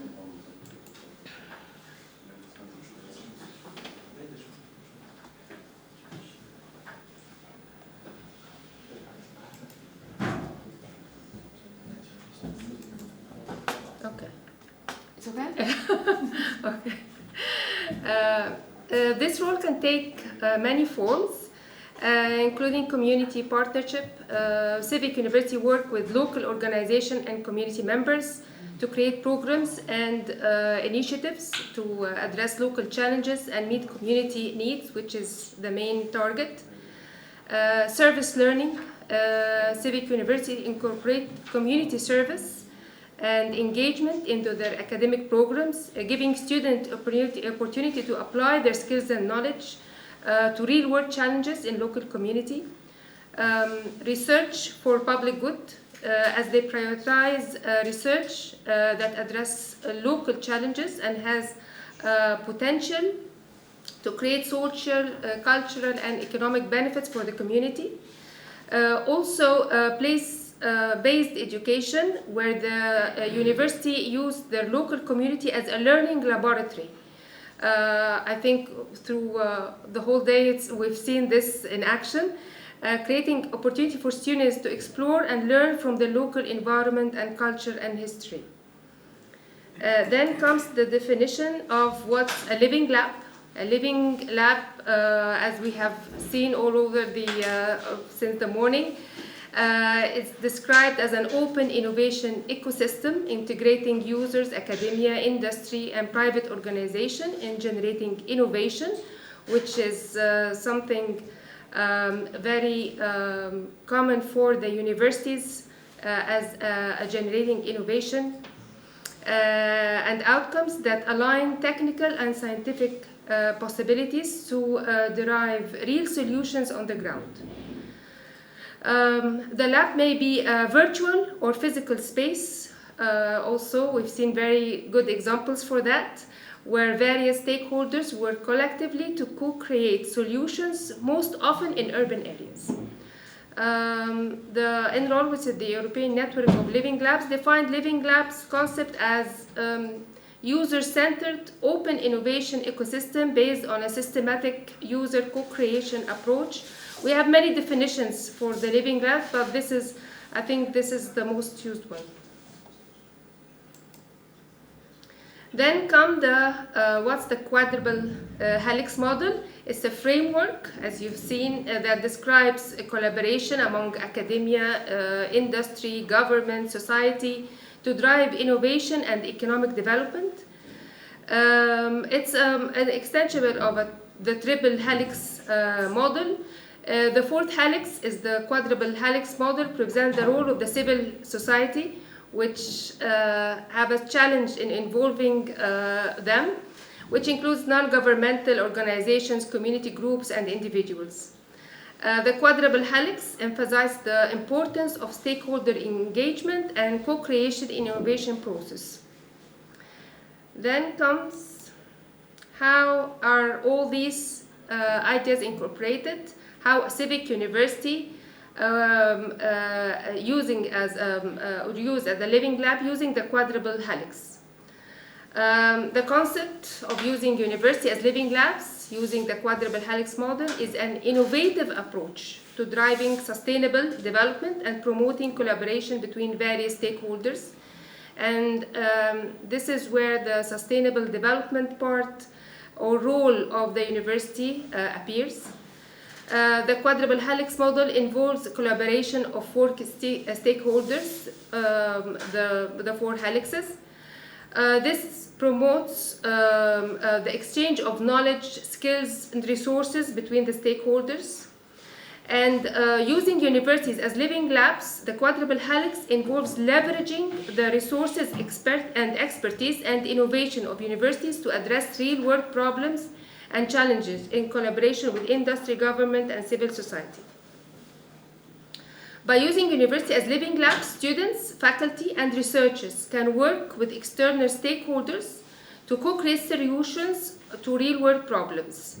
Overall, the concept of using universities as living labs using the quadruple helix model has the potential to drive sustainable development and create collaborative innovation to ecosystem that benefits all stakeholders involved. And here comes the role as just a reminder of what's the SDGs, the Sustainable Development Goals, where university has a unique and critical role in helping the world achieve the Sustainable Development Goals through the research, teaching, operation, and community leadership. Well, the quintuple helix, it's the same as the quadruple helix, but involving also the natural environment here, which comes as the part where the SDGs are overworking all the 4 helixes.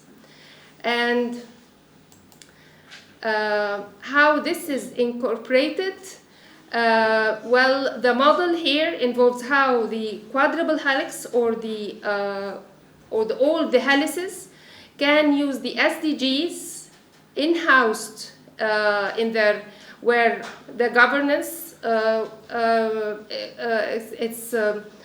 where SDG 16 and 17 for peace and justice and strong institutions are also partnerships. The governance is part of this, or can have an upper hand in this, or can incorporate in this.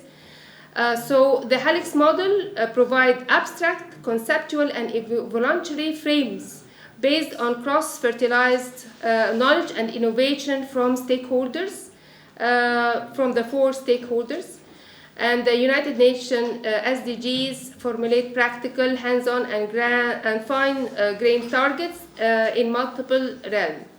Here, this is one of the models that can be used, how the social incorporated with the SDGs, here the educational, the economic, and the environmental. Of course, it can be organized in many other forms, but this is one of the very practical ones used. And what are the potential and challenges for the civic university working as living labs using the quadruple helix model? A civic university can act as a hub for this collaboration, which is an actual role for the civic university in this model, bringing together stakeholders from different sectors and facilitating dialogue, cooperation, and co-creation. A civic university can collaborate with local government and industry to develop and implement sustainable development initiatives, or work with community organizations to address social inequalities. It can provide opportunities for interdisciplinary research, which is a very critical part, and I think we've talked also about how this is very important, the interdisciplinary research. Student engagement and networking, and can enhance the university reputation and profile. Also, by working together, stakeholders can identify common goals and develop solutions that are tailored to the community needs. Also, in introducing or what's the potential or benefits for this model, as we see, it's addressing real-world challenges, where a civic university can use the living lab approach to identify and address real-world challenges. This approach ensures that research and innovation are relevant and useful to the society. It's not something created just by coincidence. Engaging stakeholders and fostering innovation, which is a very important potential for this model. Also enhancing the education, where students are involved, interdisciplinary studies are involved, economic development as well. This is a potential where the living lab approach can facilitate the creation of new businesses and products that address local needs and create jobs. Overall, a civic university as a living lab using the quadruple helix model has the potential to create a collaborative and innovative ecosystem that address real-world challenges, engage stakeholders, fosters innovation, enhances education, and contributes to economic development. So what are the challenges facing this model? Of course, collaboration. Quadruple helix model involves collaborating a lot of stakeholders, which is a challenge, how prioritizing this collaboration. Funding, also funding is a very big challenge to fund living labs. It required resources, also may struggle to secure funding for the living labs initiatives, especially if they do not have strong partnership with industry.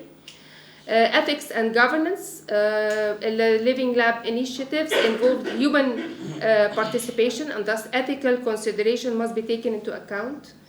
Scalability. The Living Labs are often focused on a specific geographic area or community. So to be successful, the Living Lab must demonstrate that its results can be scaled up to a broader context. Data management, a lot of data is coming out from this model, a vast amount of data, and managing this data can be challenging. Measuring the success, everything, if it's not measured, the outcomes cannot be scaled upon. Designed to produce tangible outcomes, but measuring success can be challenging. University must establish metrics to measure the success of their Living Labs. So overall, implementing a Living Lab using the quadruple helix model is a complex undertaking. Universities must navigate a range of challenges to ensure that their Living Lab initiatives are successful. As the Arab Academy involved in the Mid-Quad, we had an initiative to integrate our campus into a Living Lab initiative. We have dedicated a committee of more than 17 members, committee governing the initiative, and then we appointed an officer for each initiative in order to able to focus on each sustainable development goal and how to integrate it and build initiatives for it on the campus. We have created something like a clustering. It's a clustering that coordinates with our needs. Of course, there are other forms of clustering for the SDGs. We clustered people, equity, planet resources, prosperous life, prosperous economic and technological development, planet environment. Of course, this can be gathered in other clusters, but this is how we find it suitable for our campus. Then we have started initiatives. As I told you, each officer was responsible to build initiatives and follow up on the awareness of all the campus members and the surrounding community as well. Of course, we starting incorporating our courses, our programs, the whole curriculum to the 17 goals, and then started how to assess the students according to these 17 goals. And we are still working on improving these percentages within our courses. And then for SDG 1, we have started on focusing more on offering scholarships for students from African and other Arab countries facing disasters, or even providing a poor community with training to give them better employment opportunities, scholarship for students with disabilities, reaching out to students in remote areas. We established two with a very huge investment in remote areas in Alamein and Port Said to reach out for students in remote areas. For SDG 7, we have made initiatives to make students involved in how they can really consider the energy while they are at the college campus. So we made them think of an initiative, and they were propagating for it and marketing for it as well with other students. For SDG 17, we reached out to our communities, the other communities, even in the school students. And there was a student organization, they called themselves Beyond Borders. They raised awareness for SDGs in our surrounding communities. In all our campuses, we have more than one campus, so each one were they having an event. Also, for SDG 13, there was a big competition for 2 days. How to protect the climate. It was a very successful competition, and it was managed by Dr. Karim. Also, for SDG 6, 7, and 9, we have initiatives with the Drinking Water Authority and Wastewater to raise their capacity in this area, and cooperating with industry as well in training their employees how to make use of efficient water, how to efficiently of the water, and to raise their awareness about the SDGs and how they can use it even in their working place. Also, the application of renewable energy technology for Egyptian airports. And we offer consultation and training service to government to apply wind energy to remote areas in Egypt.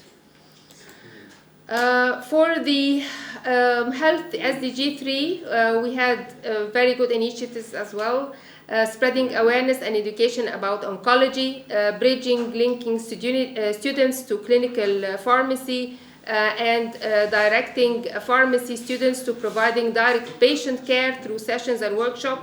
This was all done by a project called Focus, managed by the Arab Academy and the Egyptian Pharmaceutical Student Federation in Alexandria. Another SDG initiatives, how the dental health convoys, they made convoys by the Dentistry College in the Arab Academy, 7 convoys from 2021 to 2022. They covered also orphanage in Alexandria, the Down syndrome patients guest house, all the Alamein. We tried to reach all for the remote areas.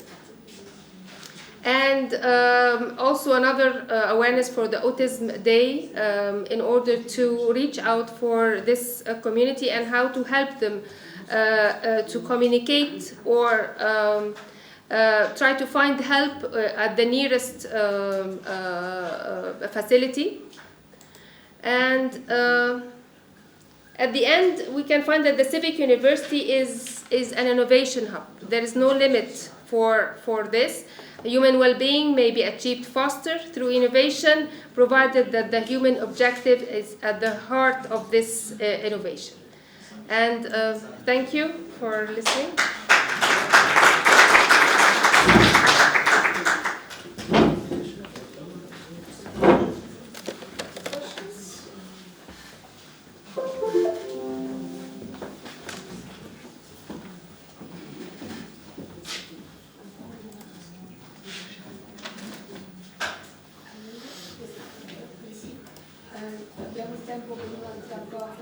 Sì, dobbiamo farlo per forza, se no...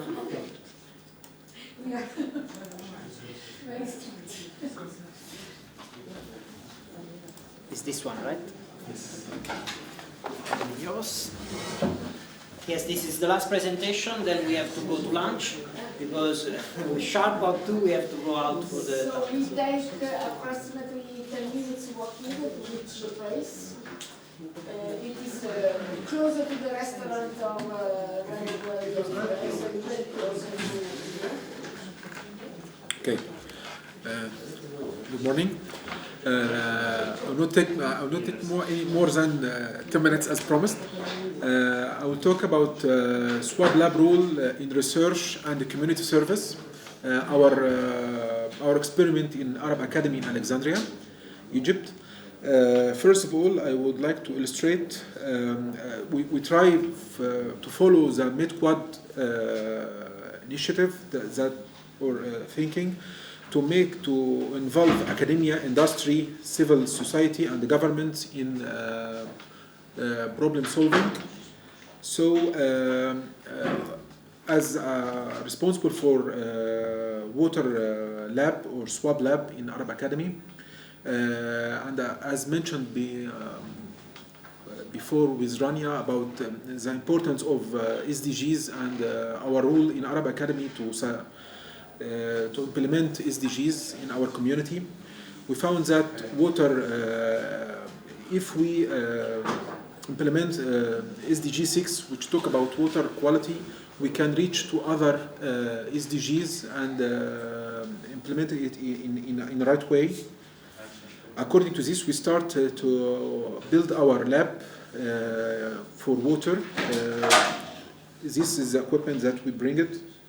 Later I will illustrate in which we use it as spectrophotometers and water multiprobe, water quality multiprobe, and start to collect data with our students in our campus to analyze underground water from about 15 wells in the Abu Qir campus, and doing some trainings for our CDG group and students. Finally, we try to make synergy with other projects from EU. We have a previous project called Adaptim, which talk about climate change mitigation and adaptation. First of all, when Yasser talked with me that I will be involved in this project, I try to think to make a link between my special, which is climate change, and water. According to this, we have a master student in this project in climate change. So I talk with my students to how to solve our main problem in Egypt. We are suffering from water scarcity in Egypt. So we thought that we may find some problems to reuse of water, and according to this, we defined 4 master theses. The first one is already finished in last February, in 22 of February, and discussed, and a paper submitted according to our rule of Supreme Council of Egypt that we should submit and publish a paper from a thesis. This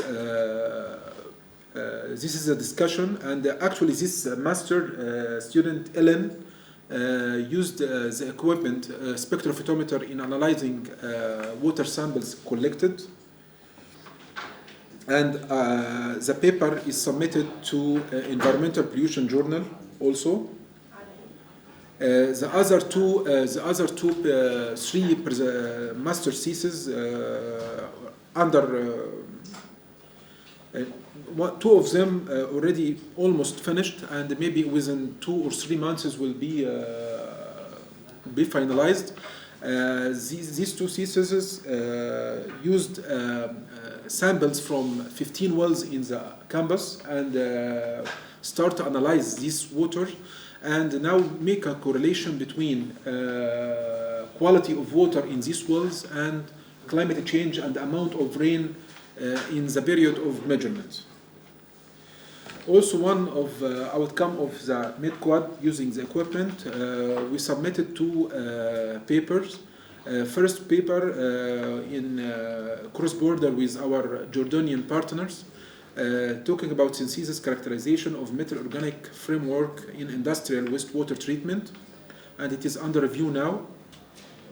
The second one, it is a review article about water in Egypt, and it is under review in Desalination and Water Treatment Journal.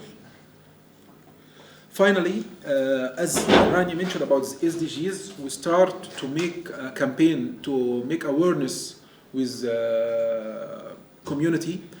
So our SST and MT members visit, maybe if you remember, yesterday I talked about a protocol signed with Alexandria Water Company in Alexandria. Actually, Alexandria Water Company has a technical school for technical high school for students. So we communicate with them and talked. We wanted to visit the school and talk about the importance of water and how to involve the society in solving the water scarcity.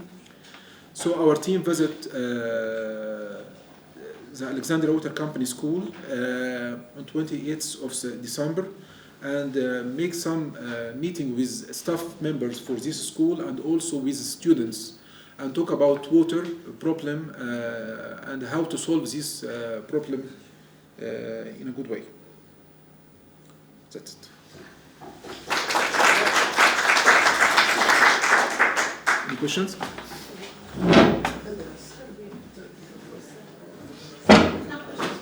Okay. Perfect in time. I don't know if you want to put. Let me see.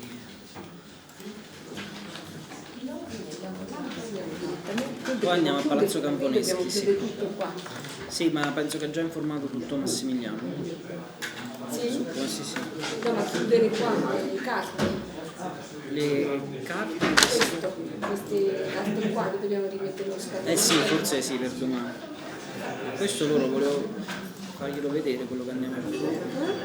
L'Aquila, capoluogo di regione situata a 700 metri sul livello del mare in centro Italia.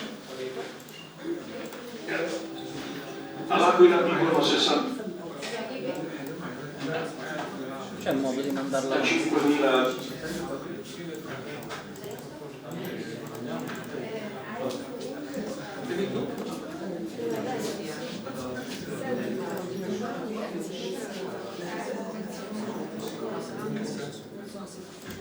Sì, domani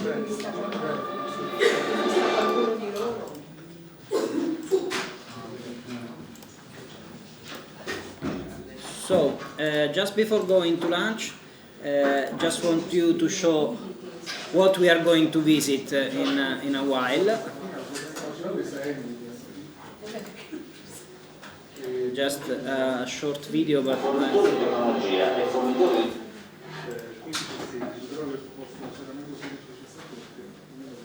Nel caso di sisma,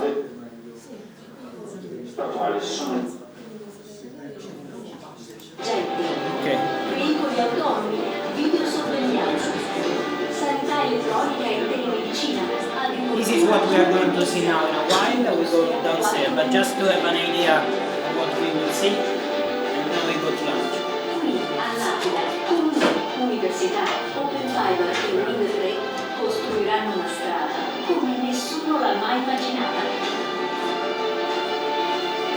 Una strada fatta per correre verso il futuro, la strada verso il 5G.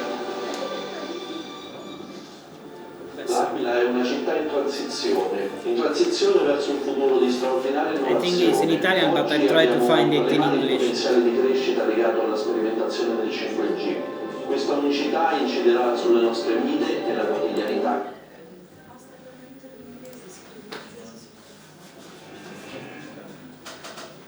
Yes, this one is. L'Aquila è capoluogo dei mall. Il controllamento delle servizi sono posizionati in una smart city. With subtitles, so you can read what. Squadre di ingegneri e tecnici specializzati sono al lavoro per impedire che tragedie come quella del 2009 possano di nuovo causare danni a persone e cose. Edifici e palazzi vengono ricostruiti o ristrutturati secondo i più moderni ed efficienti sistemi antisismici. Ma la rinascita dell'Aquila non si può fermare qui.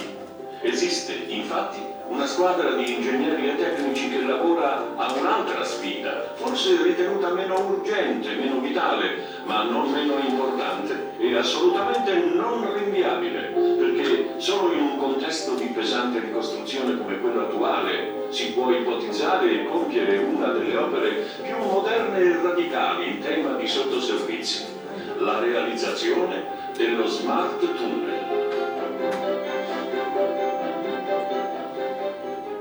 Lo Smart Tunnel è un'opera che serve a ottimizzare e migliorare la gestione dei sottoservizi della città.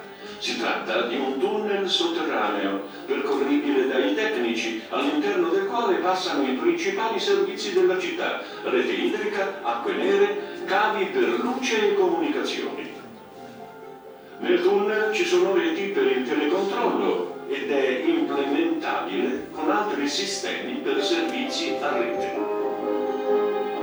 I servizi sono posizionati in appositi vani. In caso di guasti o di interventi di manutenzione sulle reti, l'intervento di ripristino sarà veloce e agevole. non richiederà giorni per individuare il punto esatto del guasto, né tantomeno opere di smantellamento del setto viario. Se una città moderna dovesse nascere dal nulla, non potrebbe non prevedere la realizzazione di uno smart tunnel. Troppo importanti sono i benefici che quest'opera comporta. Ebbene, l'Aquila sta cogliendo questa opportunità, dato che sta rinascendo dalle sue stesse macerie. Il terremoto ha prodotto danni e ben visibili agli edifici, però forse non si è pensato immediatamente a ciò che ha causato anche sotto, nel sottosuolo.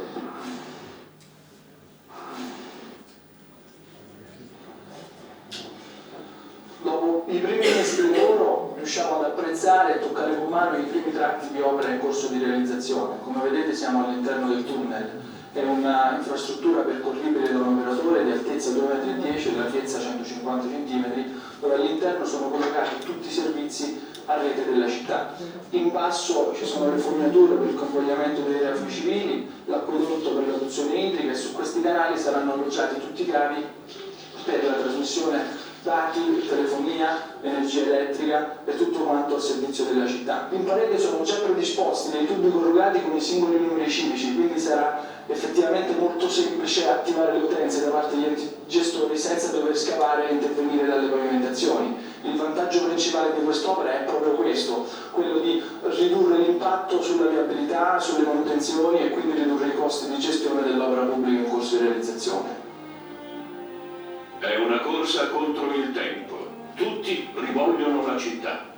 Nel cuore della città e a pochi chilometri dalle mura urbiche si trovano le cause di tutti i problemi dell'Aquila, le faglie attive che percorrono la città. Ed infatti nei casi in cui le risultanze delle indagini geotecniche hanno indicato un qualunque tipo di problematica, sono stati effettuati approfondimenti.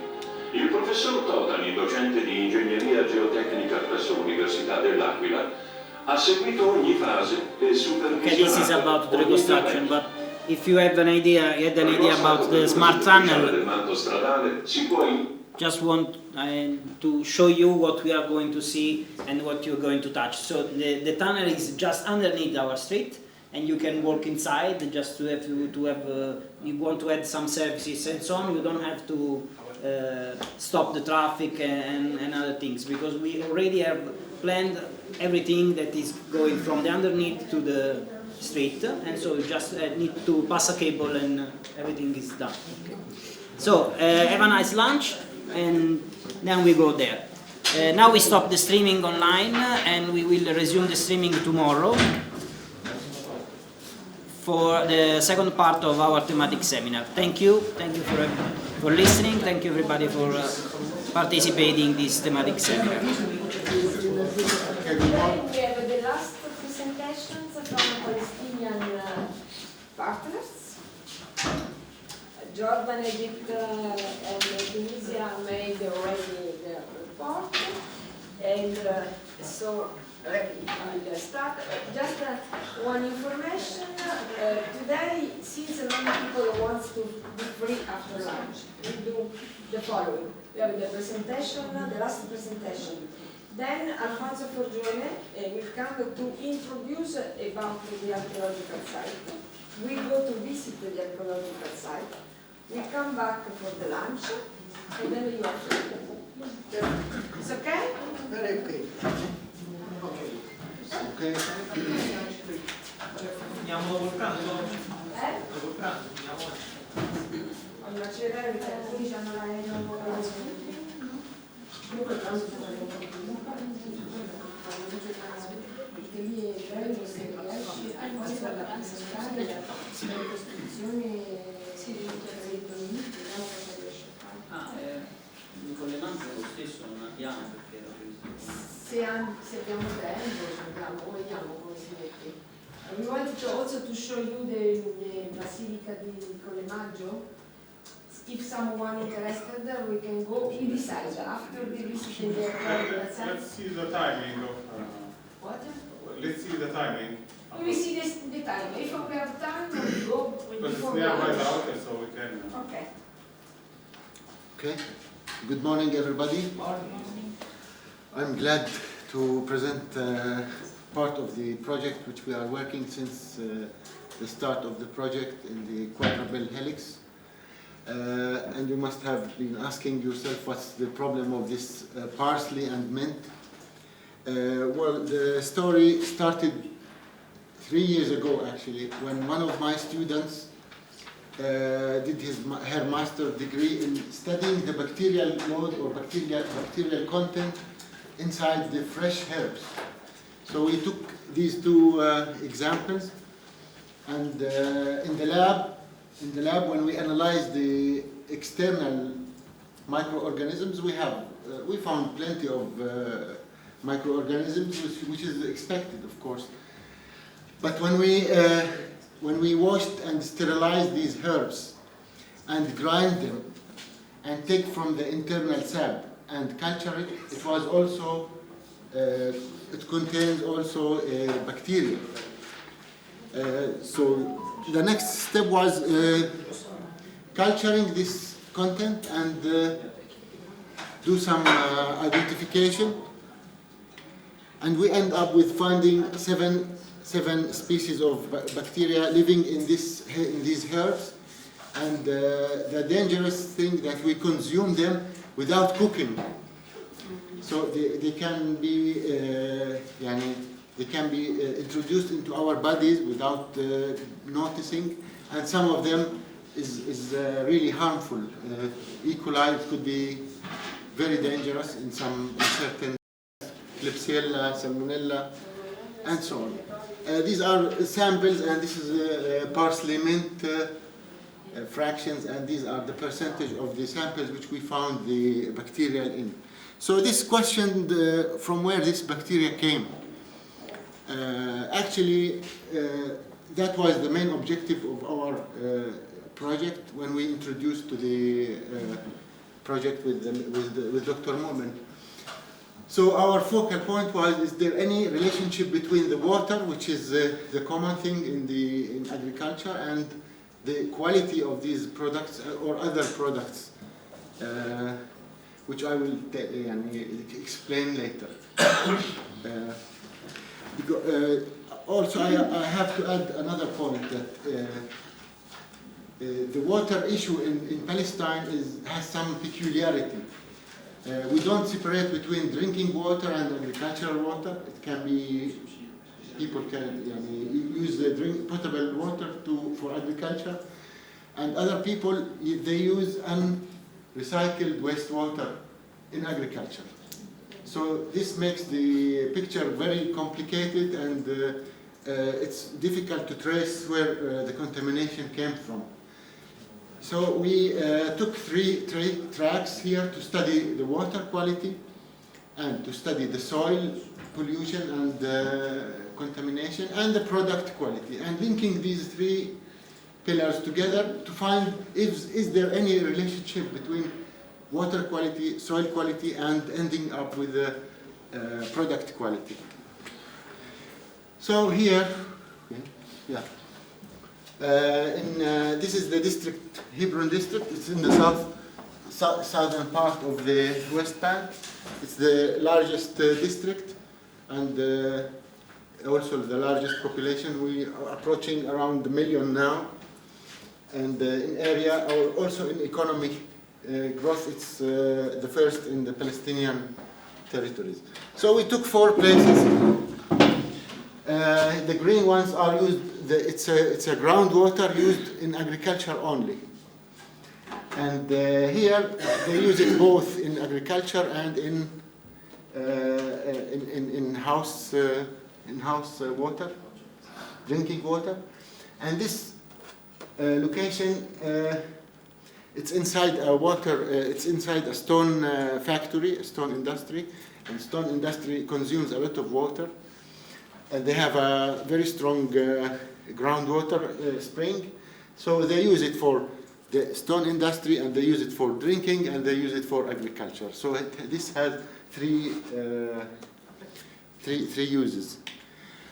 Yeah, this is one of the farms which, the locations which we are working, and this is the stone factory. They use water every time when they cut the stone.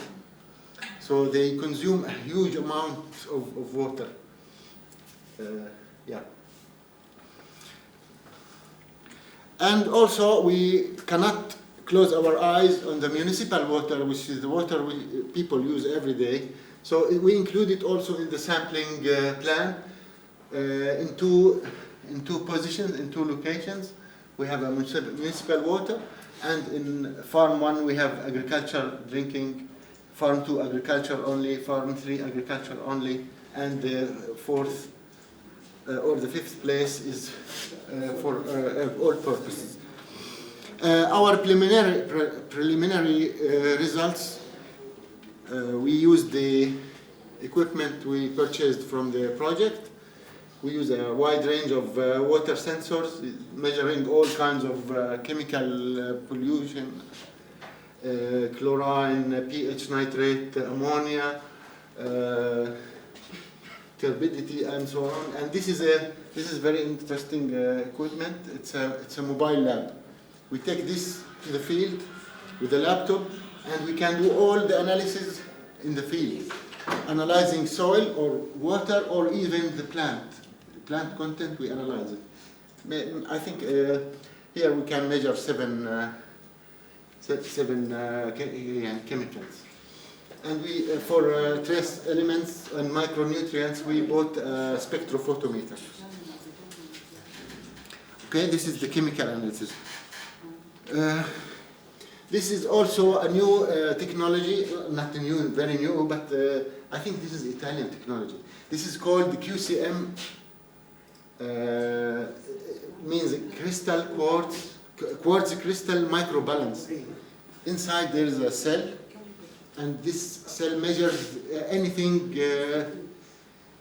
even the air content of any substance. It can measure it, giving a signal on the computer. So we want to teach this machine how to estimate the contamination, the chemical contamination or the pollution in the water by training this. This is the technician which we work together with, and this is the QCM balance, and we inject different levels of contamination to make a standard curve in order for the future to measure the unknown samples or in the field even. And this is not very new. There is some work in literature. For example, here it was used to estimate the pesticide in water with the QCM sensor. So it's and it was introduced into analytical work. And the biological part, we bought a qPCR, which, for example, it was used for measuring the coronavirus. It's very precise, and we want to target pathogenic bacteria, not only the bacteria. We know the bacteria, but we want to target we call it in biology the virulence attitude into the bacteria, or by targeting a very specific region in the bacteria to estimate if it's harmful or not. It's very accurate. And this is also not very new in literature, so we have some guides to follow. For example, this review is the application of qPCR for detection of microorganisms in water. It's well established. We have also preliminary results that most of the wells contain bacterial load. It's not clean. So this was the main objective of our work now, is looking for the missing link between water quality and food safety in the area of Hebron. And soon we will enlarge the sample to cover more crops. For example, we will take more leafy vegetables like lettuce and spinach, it's close to the ground, and there is a possibility also to be contaminated. And we also will go to root crops, for example, radish, carrot, onions, garlic, potatoes. We have also preliminary results. They are full. They are full of all kinds of dirt. Okay, this is quickly what we have been doing since we bought the equipment. Thank you very much. And thank you for very any much. questions, or we can make a discussion after. Yes, just a question. This research was promoted by Medipod, in the sense that when you started Medipod, you decide, okay, let me see what happened. Okay. Oh, yeah. So this is good. Okay, thank you very much. You remind me with something. From here, I invite every partner in the project to take part with me, either with helping me in these issues, or making a contrasting image in their country. What's going on in Greece or Italy or Tunis or Jordan? This is would be very, very helpful. Yeah. So yeah, we are ready for contact and collaboration. Thank you very much. Do you use wastewater, recycled wastewater, reclaimed? They use non-recycled wastewater. Well, we have two recycling plants in my city, but the water is not used yet. Because we have something special in our culture. They avoid using the recycled water in agriculture because they think it's unclean enough. Yeah. Formally. Yeah. They don't know it, or they don't want to know. You use it for cleaning, for the toilets. Of course, yes. Other things more than food and. So the water which is used for irrigation for these products is coming from groundwater mainly. Yes. Is it right? Yes. So what do you expect to find this microbiological contamination? What's the origin? The origin, some predictions.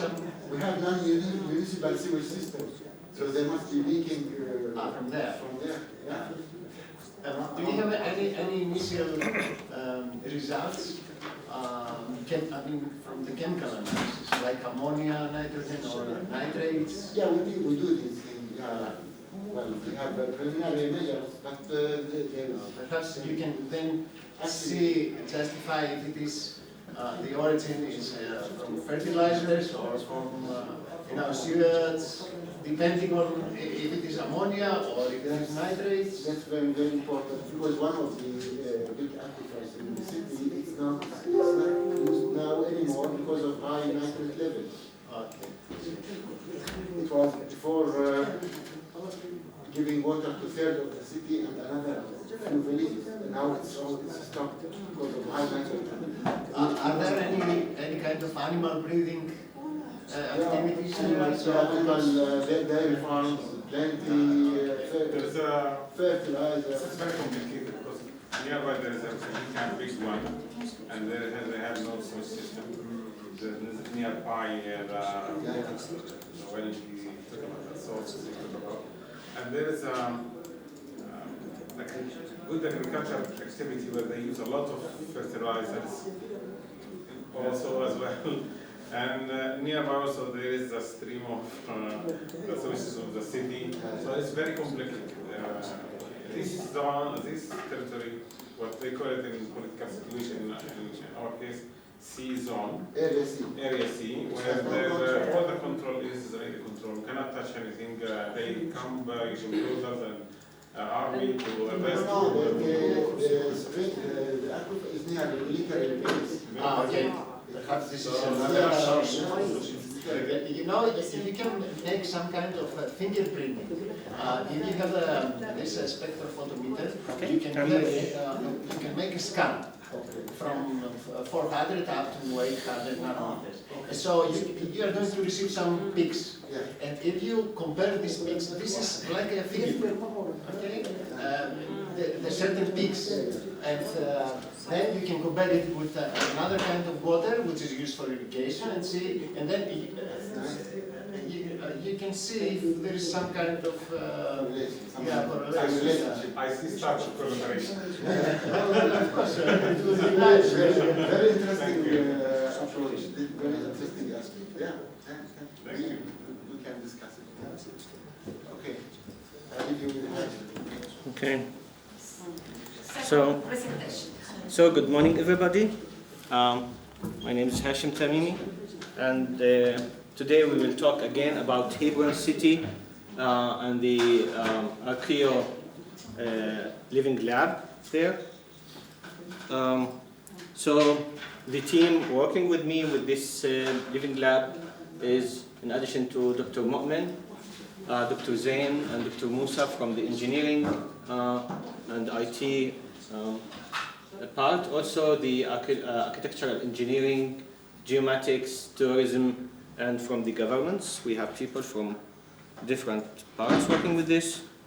And in the work, we are targeting the old city of Hebron, not the very much old ruins that happens before Christ. This is the actual status of the downtown of Hebron, where actually people are living in these houses until this moment.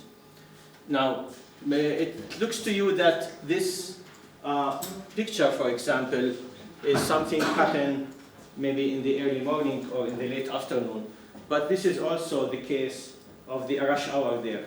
You see, people lost interest in going there for many reasons. The political situation is playing a role in Hebron, as you know. There's big conflict, but this was actually at one time very attractive for tourism, either internal or external. Now it is not. So we feel that we should do something toward this case, and this is where we target our Living Lab. So the main objectives are, first of all, the cultural preservation and exploitation, and the other objective is the tourism promotion. I wish to tell you the good news that from this project we were able to get most of the equipment needed for our Living Labs. So they are all being ready in the college now, maybe only for the AR headset, which is not blocking us from doing anything at the moment, but the sophisticated equipments are all ready now. So we have already started working and applying what we intend to do. So the display devices, the 3D reconstruction, photogrammetric camera, laser scanner, tracking system, virtual reality are all there. So in this experiment that I wish to do today, we went to the Tourism and Heritage and Antique Center in the old city. So it's just a small office, but actually was an old house, or was a house at a given time.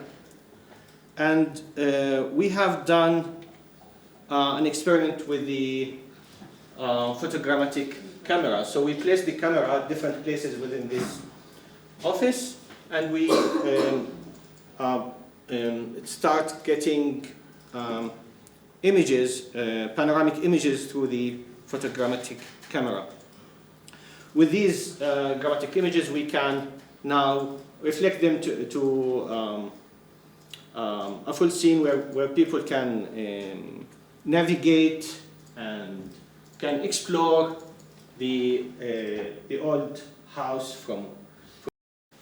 Uno strumento per la formazione e l'inclusione sociale. Also, we want to train people and the population about this project. Dunque, concepire l'archeologia come un esempio di salutogenesi, cioè uno strumento utile a prevenire il declino sociale e cognitivo attraverso gli strumenti della cultura, dell'inclusione e del coinvolgimento attivo della popolazione locale. The goal is to turn archaeology into an example of salutogenesis and a useful tool to prevent social and cognitive decline through culture, inclusion and active involvement of the population. Dunque, portare avanti un esempio di archeologia concepita come uno strumento per combattere l'isolamento sociale di questo territorio. So we want to use archaeology as a tool to prevent and fight against the population isolation. Infatti le comunità dei centri minori spesso sono socialmente isolate, come Preturo, Pizzoli, Barete, Coppito, San Vittorino, Arischia, Sassa, centri molto piccoli di questo territorio, che riconoscono in questa città romana Amiternum, alle porte dell'Aquila, riconoscono in questa città le loro origini, comuni a quelle del capoluogo abruzzese, cioè comuni a quelle dell'Aquila. Especially for the places around, very small places, very small towns, villages around this archaeological site, it's a very good chance to enhance their tradition, their history and even their economy, because anyway they recognize in this site their roots and identity. Yes. Quindi il nostro intento è quello di sfruttare questo mito fondatore comune e utilizzare quindi questo luogo, che è fortemente simbolico per l'identità comunitaria del territorio, che potrebbe a buon diritto costituire quindi un veicolo per la coesione territoriale tra i piccoli centri e la grande città. So through the foundation myth, we want to achieve these aims and gave a strong hand and create a symbol for all these communities around the archaeological site. L'Università dell'Aquila è l'unica università italiana ad aver acquistato, quindi comprato letteralmente un sito archeologico e vuole utilizzare questo sito archeologico come laboratorio per le varie discipline dell'Ateneo, e per portare avanti questo progetto quindi ha deciso di investire anche finanziariamente all'interno dell'area archeologica.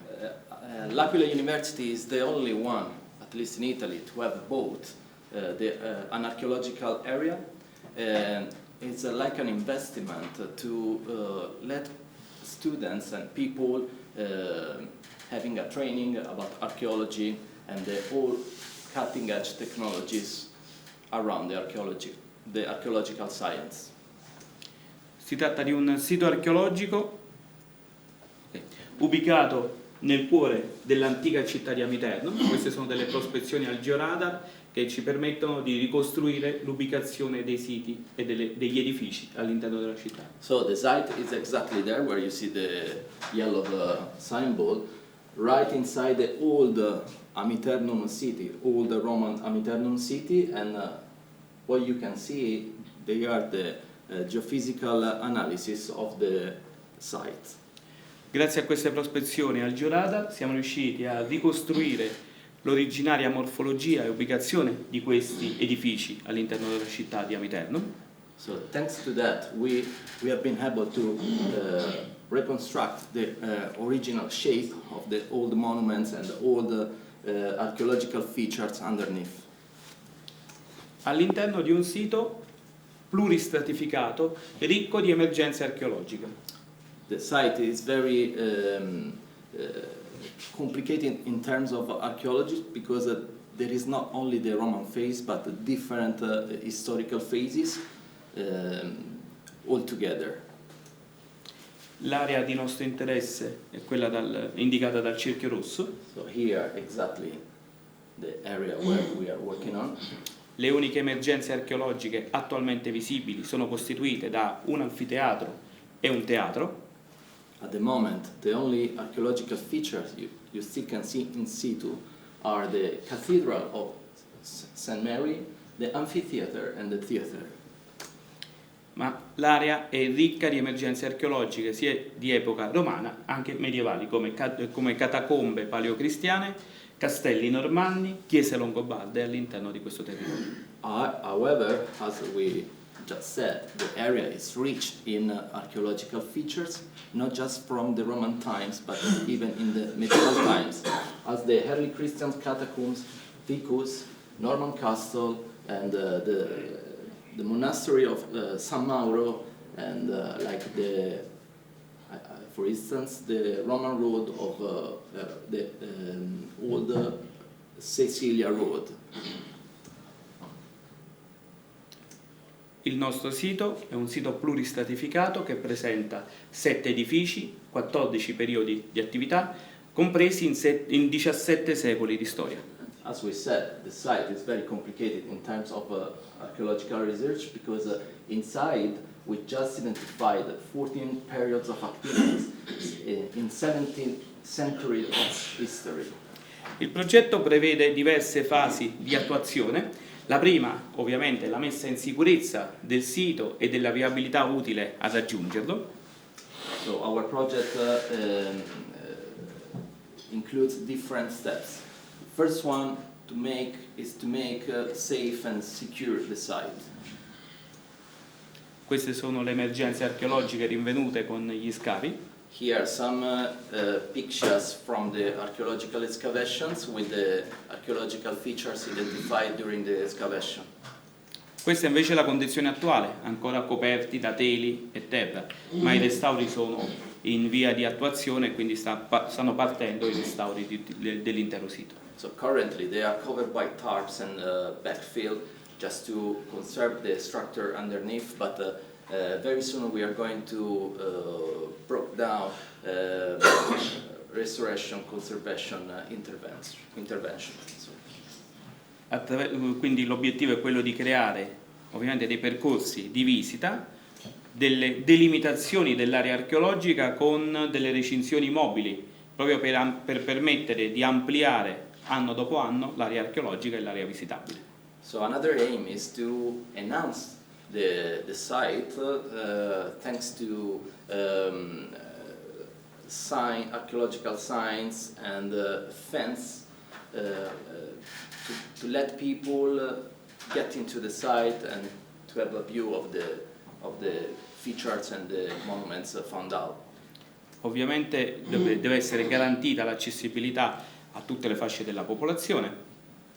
Of course for everybody, not just for people with no problem, but even people with health problem. We want to realize something for everybody. Il secondo passaggio prevede la realizzazione di una pannellistica didattico-divulgativa indispensabile al fine di raccontare nel migliore dei modi possibili il sito che stiamo indagando.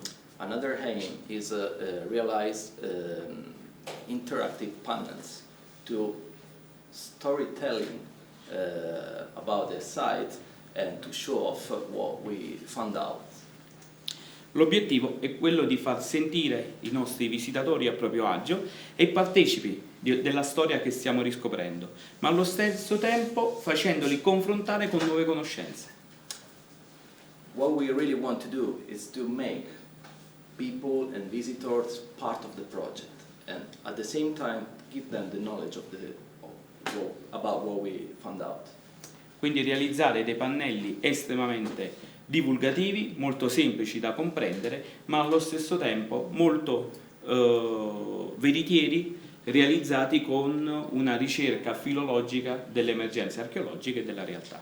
Several examples of the panels we made based on the scientific reconstructions. Di nuovo la nostra area archeologica, the archaeological area, analizzata con prospezioni geofisiche con georadar per individuare le emergenze archeologiche. So there basically you can see all the geophysical and remote sensing analysis we put in the field to identify as much as we could the archaeological features underneath. E sulla base di queste indagini al georadar realizzare una pannellistica fedele alla realtà, ma molto semplice da comprendere e da percepire da parte della popolazione. Thanks to that job, we've finally been able to make a 3D modeling of the archaeological features and to set them into these interactive panels, making possible people understanding better what we found out. Che comprende ovviamente tutte le fasi di vita della città, quindi anche le fasi più tarde, le fasi medievali di abbandono dell'insediamento. So we carry out different panels with different life phases of the site, and they are the different panels we carried out.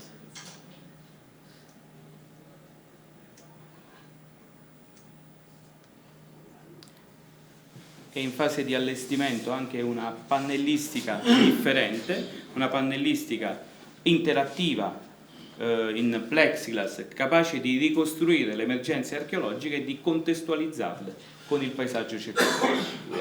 We are working on even different interactive panels made in plexiglass in order to give a different like 3D views of the archaeological features identified. Il progetto poi prevede anche delle visite immersive e innovative al sito archeologico per creare un forte stimolo per la comunità locale al fine di renderla maggiormente attiva e partecipe alla propria storia. Also, we want to open the site to local people in order to make them more involved in the project and hoping about they might be more interesting and to participate to the archaeological researchers, provide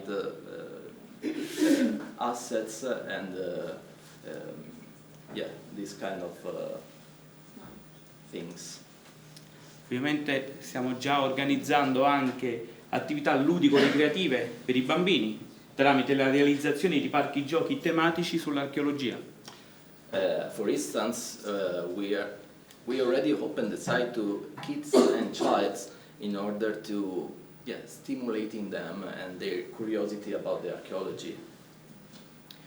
Ultimo passaggio, prevede l'utilizzo di strumenti didattici e divulgativi innovativi, quali le ricostruzioni tridimensionali, realtà aumentata, realtà virtuale, al fine di rendere ulteriormente immersiva la visita e estremamente coinvolgente per anche le fasce più giovani della popolazione. The last step is to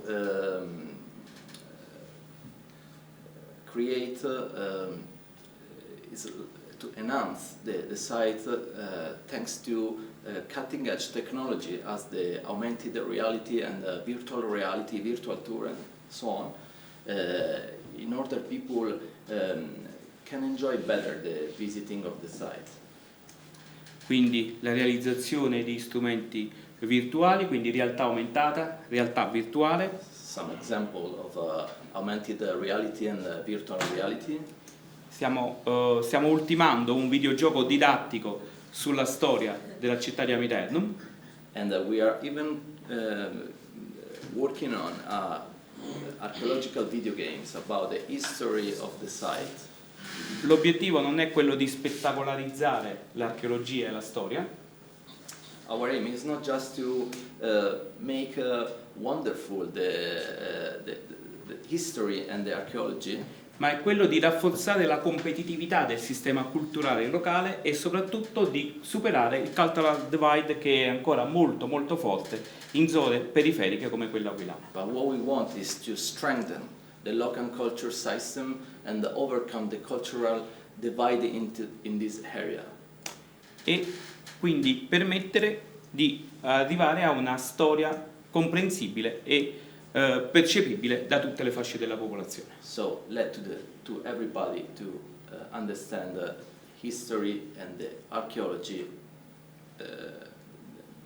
of the site in particular and in general. E grazie a tutti. Thank you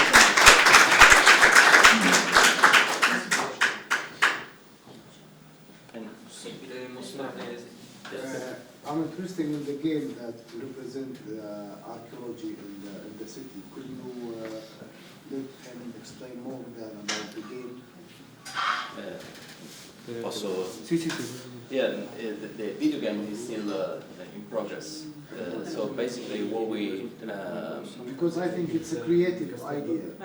to transform the world into a game. Yes. Quello che pensi sia più castello, un'altra cosa. Innovation on this.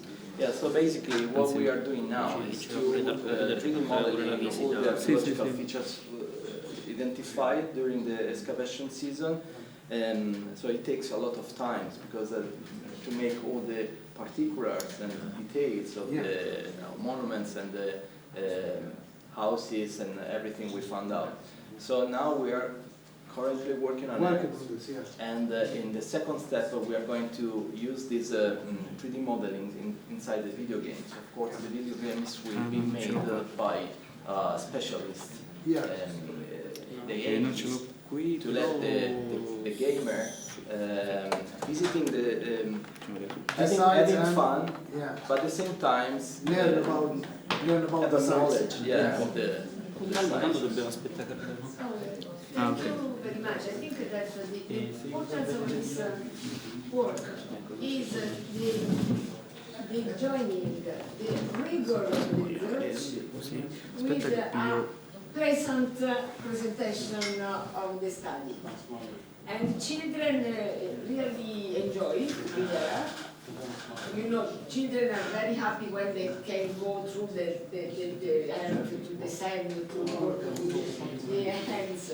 But they are interested, and this is a way to recover the identity, because mentre quello funziona solo da no, forse non funziona anche da cellulare, da computer.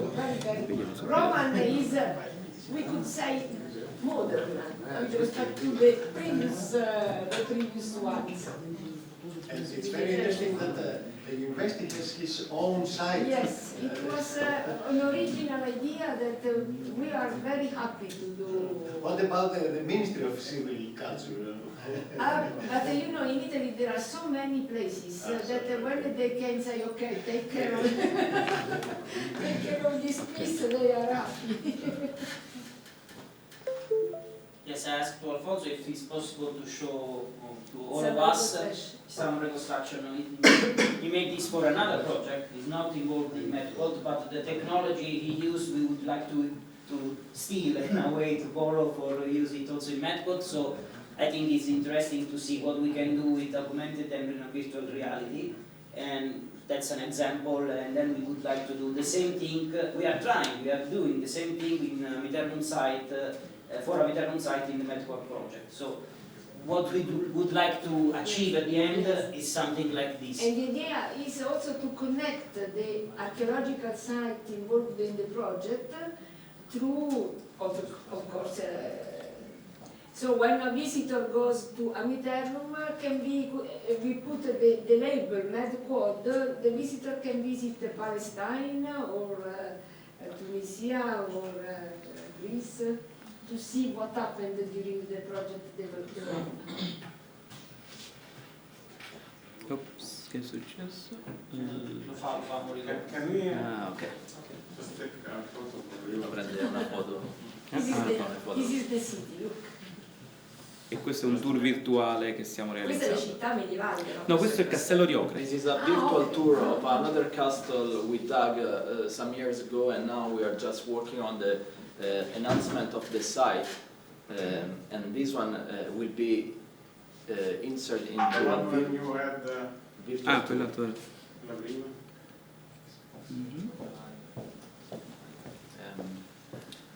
Aspetta che sta caricando, ok. And this one is another example. So technically, everything starts from the structural promotion relief survey of the site, and then with the 3D modeling software, we are remaking that. So the reddish is something not reality, it's something you added. Exactly. So where was this information? What's the source of this information? It's a good question. So basically, we started from what we found out, and then analyzing the width of the walls and the building techniques and making comparisons with other cases and other sites around, we have been able to rebuild up the this is what we need. This is what we need in the This is the key of this is the real starting point. Not only using the technology of technology for technology is not useful. Technology to involve people in something where they feel protagonists and actors. Not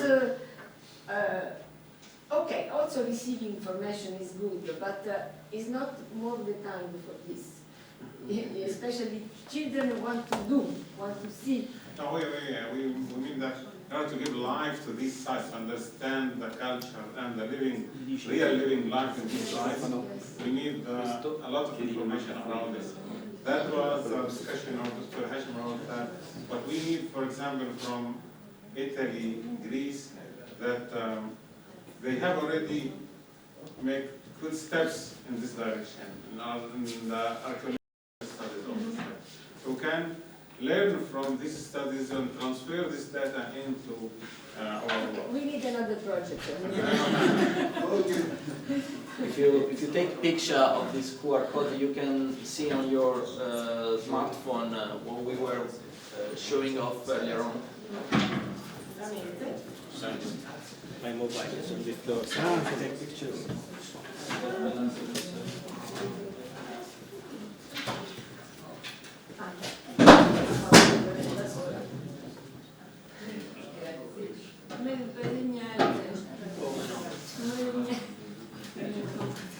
Quadrato, molto bello.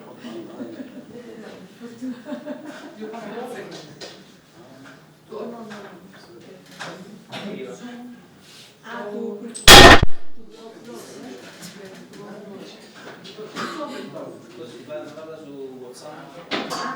Sì, mi ha invitato su WhatsApp.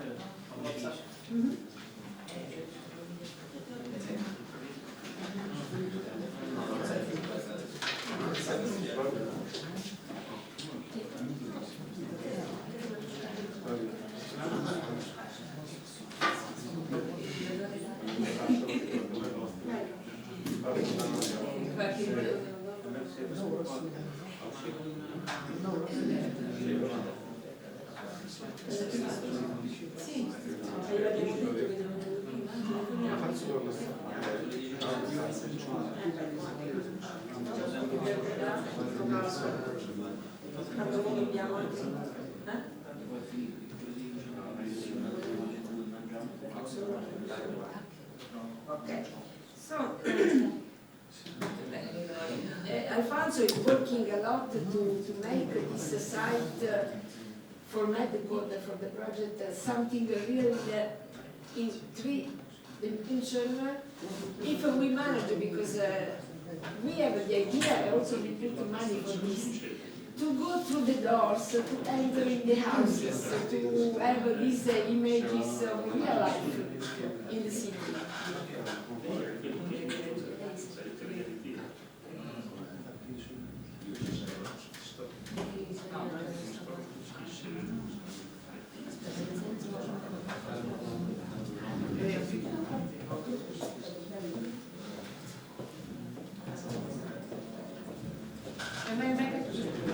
It's not the images of how the place were. Did you have the images? Did you have images on how the place was? Or you decide how it will be based on the readings?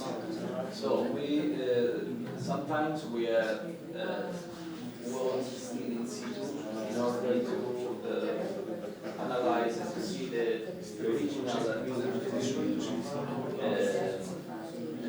Yes, so make assumptions based on the area and the dates or something like that, the site of how the construction was, and just maybe the idea. Some, of course, the construction can be just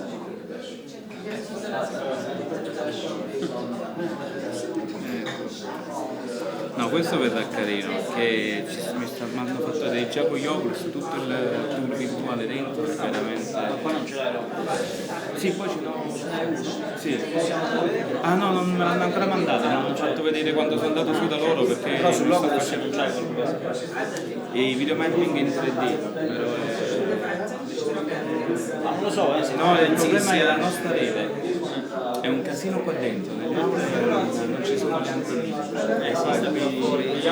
Gli Oculus abbiamo comprato gli Oculus 2 Quest. Sì, no, ma uscirà 3 infatti. Abbiamo una ripresa bassissima, cioè tipo al 4% e l'altra fregatura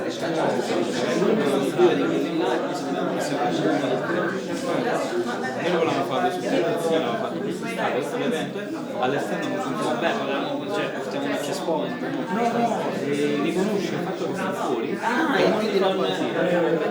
Ci abbiamo messo però tutta la serata a capire perché no, entravo dentro lo vedevo, poi stavo fuori per vedere la gente perché all'esterno capito che ci sono due sistemi di sicurezza, avviso gli studenti che mi stanno aspettando giù all'esterno, mi portano i pannelli lì, perché c'ho i pannelli grossi dello Stato, Grazie, è arrivato anche il coffee break, quindi faccio il coffee break. Tu hai finito? Sì, no, io lascio So, sorry, just want to say that outside are just preparing the coffee break, so 10 minutes is going to be ready, even less. We will have the coffee break and then we will go with the sponsor and the others to the archaeological site. Since after the coffee break,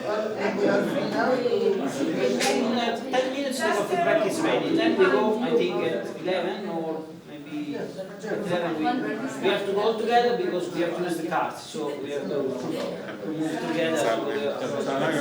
Then after that we come back here for lunch and we have to...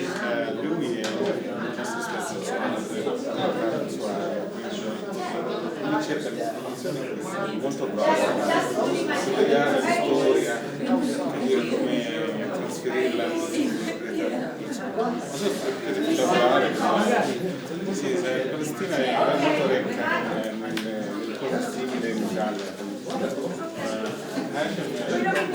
È una brava persona, So my specialty is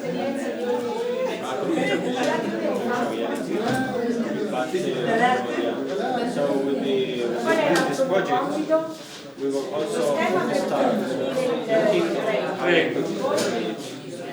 to make something actually not that perfect, but to work this idea of reconstructing the original place.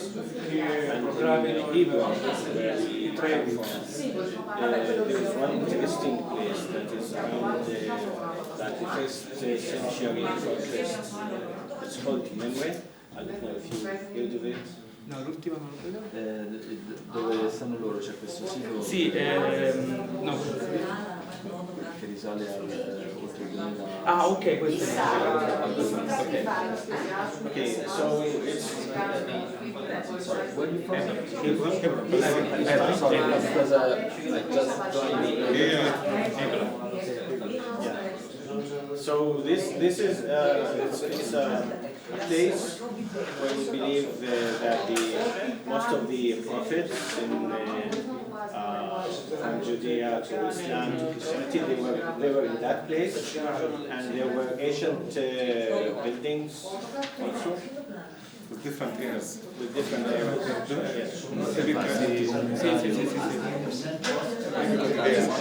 Yeah. Well, for you it's interesting because it's not excavated, so Raw material. it's raw material. It's something nobody touched. Yeah. And for us, we think that we have similar to the way we sell it. We have also buildings where it's already there, so we can borrow information from one side and reconstruct the other side. something similar to that. Yeah. But we still need the experience. We did not do that before. So how to look at the building and to think the entrance, the windows, the ceiling. We need to think of that. It becomes quite difficult.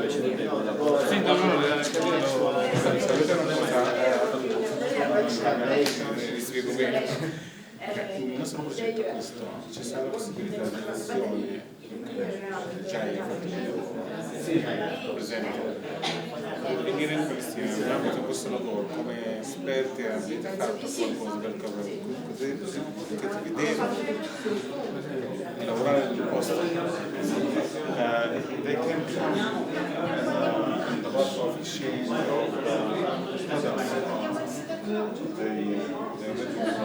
within the framework of the project. We can organize this course if you'd like. Noi siamo già partner di un altro progetto che riguarda l'Ebro, è il progetto Museo. Sì, io lavoro come gestione. Come gestione. Sì, in Belgio. In Belgio. Sì, esatto. Ma io come Lui sta sempre tranquillo, lui sta sempre tranquillo. Colpa mia però. A me mi ha molto piacere. Perché appunto mi portavo dietro e mi hanno già detto anche i ragazzi di Muse che dovremmo andare a Ebro e quindi ci ho preso così. Potrà venire come nell'ambito della ci sono le missioni per esperti. By the way, our colleagues from Greece, they also. Okay, if you want, the coffee is So ready. we already talked to Greece. We are interested. We can We can manage to.